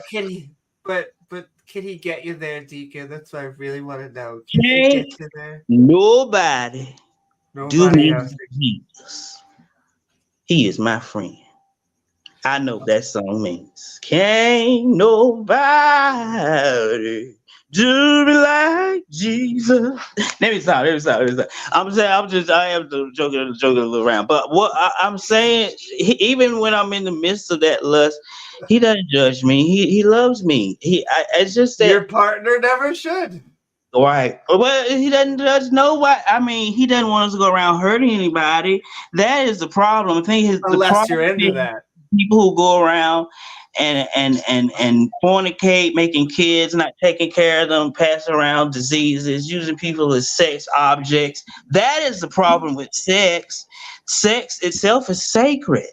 It's beautiful. It's a gift, even though it is a curse. We have a curse from it, but it's a gift that we can enjoy as a human being if we do it in the right way. That doesn't lead to more suffering and destruction. Which reminds us, we do have a brand new sponsor. Remember, everyone, condoms. Brought to you by Latex. All right, one more last sentence, and then we're going down the list. Deacon, anything else to say? Okay, right. Yes, that's right. I was supposed to talk short. That's it. I love everybody, and like I say, God is very accessible. I could lead us all through it. But people will be like, they'll have their little thing. That's not the thing. God can prove Himself. I do notice that He's ambiguous. I find that very funny because He does. I know there is that little room for seconds. Sometimes He likes to be ambiguous to either give people that choice of either accepting Him as the truth or deciding to brush it off and go their own way. I get that. That's kind of universal comedy, but I don't prefer that way. But I'm not God. I'm not saying He's a comedian in that way because He's not. It's the larger plan of what we can't understand. It's just truly amazing. But everything happened for a reason, even the bad things, because we're given free will. I'm so sorry that if people suffer. I wish I could help you. My heart goes 10 out. seconds. And I'm out of here. I got blessed in Jesus' name. Y'all just go pray to yourself. Ask for God to come and show you that He exists and that He's real and that He loves you. That's my challenge to you. Everyone go and sit in the room by yourself or go in the bathroom, look in the mirror, stare in the mirror and say, does Jesus Christ die for the dead? Is Jesus Christ arise from the dead? Does Jesus Christ love me? Does Jesus Christ love me? Or God say, thank you, Jesus, thank you, Jesus, thank you, Jesus, thank you, Jesus. Just say that and keep repeating it until something happens. Until you get to like a point where you go right over the edge. God prove Himself. I'm out of here. I God bless you in Jesus' name, and that's it. Sending so much love. Do try to eat and drink sometime, though. Like hydrate and stuff if you're going to be doing that. Oh. But I just feel like if you say Jesus, Jesus, Jesus, Jesus, Jesus, you got to reach a point. There's a word. It's like a max. It is edging. The word, the name Jesus has power because Jesus is behind that name. His very name hurts the demons. His name hurts him. If you call on him, tell him He coming, He there, He loves you. I love you. I love you, Mark, James, Zenith. I love you, even though you don't love. I pray that God helps you find that love. I love you. God bless you in Jesus' name. I don't love. What are you talking about? Like I am sending so much love. Zenith told us. He said he did not find that love. That's what Zenith told us. He said he didn't experience it. He didn't feel it. Yeah, I'm talking about this God thing and Jesus thing that I never found what you're talking about. Before you actually tell us that, we're going to hand it over to him because keep looking for Mark, James, and God, I'm going to and then you understand what the indigenous people are going through. That's when you understand. When you find he never said that. He never said he had no heart for what the indigenous people are going through. He's just used the word that he didn't understand the context behind, and that's understandable. Like yes. I think you're sort of misrepresenting what Zenith said here. Oh, but wasn't his original point? He was talking about. He said, in a certain area there were more Aussies. Was that the word you used? You said that a certain area was more Aussies, and he said that your area. He was like your area. He was saying that his area was better than your area, and was it because that there are more indigenous in your area than yours? Is that what? Or am I mistaken? You're mistaken. Okay, I'm mistaken. I didn't hear that. Okay, that's good. Okay, so then since I'm leaving off, when you leave off, can you explain again what y'all were saying about his area and what you were saying about the indigenous people, and about why did you snub Mark's area? Because you where both from Australia. I snub my area all the time, like quite frankly. So I wouldn't get too upset about that. And I have to preface this because this is Natros Zenith. We are moving to you. We have been skeptic and ranting what the Antichrist will do, and what are your final thoughts? And we're keeping piffy because we're at 3.5. Yeah. All I can say is, where's this Antichrist? Haven't turned up. No one knows whether he's real, whether he's not. All I know is he isn't here. And if he is here, well, hallelujah to us. We'll enjoy it. And yeah. Thank you so very much, Zenith. I don't see any good evidence. Take care, Mark. Take care, Amy. Take care, James. And Mr. Deacon, grow up. We are all sending love out there. We are moving right down the list. Mark Reid, I know you've been doing a lot on the interwebs. What you got going on? And of course, what is your final thoughts? Well, first, what I've got going on, I've got a debate review over the Matt Delahunty and Bob from Speaker's Corner that was on Modern Day Debate the other day. Absolute dumpster fire. I'm going to be going through it, breaking it down, finding out whether the arguments actually hold any weight, whether they're actually good arguments, bad arguments. A lot of it is sort of, Matt did a fantastic opening, but I think the rest of it went downhill very dramatically from there. And I think some of the arguments were really bad from the Christian side, and I'm going to point out why.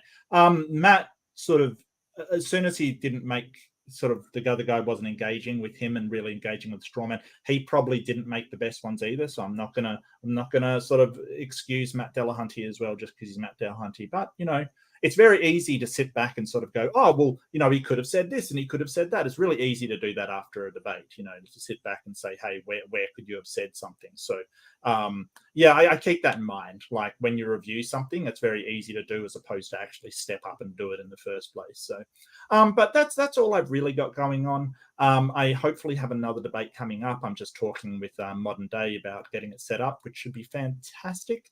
I'm talking with Amy about getting an evolution debate set up with praise, so that should be hilarious if nothing else.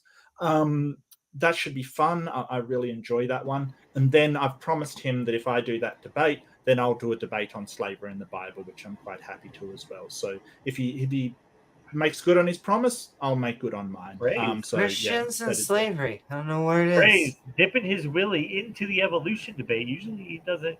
He lets the other guys deal with that. Well, okay, so the story is we were on Standing for Truths, and he was having an evolution debate. I like to pop over there and stir the mix occasionally when there's an evolution debate, just because I really enjoy debating it. And sort of in his chat, Praise was going on about evolution, that so we disagreed on something, and so I said, well, do you want to debate about it, kind of thing? And he said, yeah, sure, I'm happy to, and never heard back from him afterwards. So he said, oh, well, if you want to do an evolution debate, why don't we do a slavery in the Bible debate instead? And I'm like, well, where did that come from for a start? But I tell you what, I'll do slavery in the Bible if you do evolution, right? So that's how it came about. So that's sort of why I pushing him into the ring. I like it though. Well, I mean, we're arguing about evolution, and then he says, well, let's do slavery in the Bible. Like, what has that got to do with anything? I don't understand. But, it's obviously he thinks it's his wheelhouse. So, he's going to go to that area, which is fine. But, I wasn't going to let him get off the hook for evolution. So, yeah. They love to defend slavery. Absolutely, Blaster Master. Couldn't agree more. Okay, so my thoughts on it. So there's been tons and tons of these end of the world stuff come along again and again and again. And it's just another reiteration of it. I still don't understand how anybody can say we're on a downwards trajectory. I don't get the genetic devolution thing, because everything they describe with genetic devolution is basically just evolution. Like, it's just that concept, which is really, really weird. I think Deacon, I get that Deacon wants to tell us all about his kind of God thing, and that's fine. Like, you can believe that if you want. But to us, it's just a claim. You're just claiming all of this stuff. Like, there's no reason to believe you over the guy who says they've been abducted by aliens. There's no reason to. And it doesn't matter how strongly you feel that is true, or how much it means to you that it's true. It's irrelevant. What you've got to do is show some kind of evidence that you do in fact talk to this entity, right? Because without evidence, we have nothing, literally nothing, to base any believability criteria on you. And from what we can see, how do you falsify that it is a God that you're talking to? There appears to be no way to eliminate that possibility. How do you know you're not talking to a demon? How do you know you're not talking to another god? How do you know it's not something else? How do you know that the government hasn't implanted a chip in your brain and talking to you pretending to be God? How do you know all of this? You don't seem to have any criteria to eliminate any of these possibilities. You just want to believe that it is true because it makes you feel good, which is a terrible reason to believe anything. If I could believe I'm winning the lotto tomorrow, it would make me feel really good that I'm winning the lotto tomorrow. It would be fantastic. Doesn't make it true, right? We've got to just differentiate what you want to be true from what actually is true, and what you can demonstrate to be true, what you can actually show to be true. So if your idea of, well, if you just look into a mirror and repeat Jesus until you believe, that's a really bad way of determining whether something is true, because you're basically going about the process of convincing yourself it's true. Whereas real knowledge comes from being demonstrated among everybody, being able to show that it's true to anybody, regardless of what they believe. That is what true knowledge is. As Aaron Ra says, if you can't show it, then you don't know it. And I think maybe there's a bit of problems with that, but generally I kind of agree. If you can't show it to anybody, do you really know that for certain? And it's a good question. I don't think people should be afraid of the end of the world. I think it's been touted constantly. I have a more optimistic view. I think that humans working together can do literally anything. That being said, humans are in one of the most precarious environments ever. We're in space, right? It's lethal to any kind of life. We can only shut down, can't survive in space. The only way we're going to succeed is to work together. So to have respect for each other, to accommodate each other, to be able to say, hey, you believe that? That's fine. As long as that belief isn't interfering with other people's issues and what other people have going on, that's fine. You can believe whatever you want. It's when those beliefs or what you're doing starts to affect negatively either the physical or mental well-being of others. And then we've got a problem. We've got a segment of humans being affected by others' beliefs, which haven't been demonstrated to be true. And that's a problem.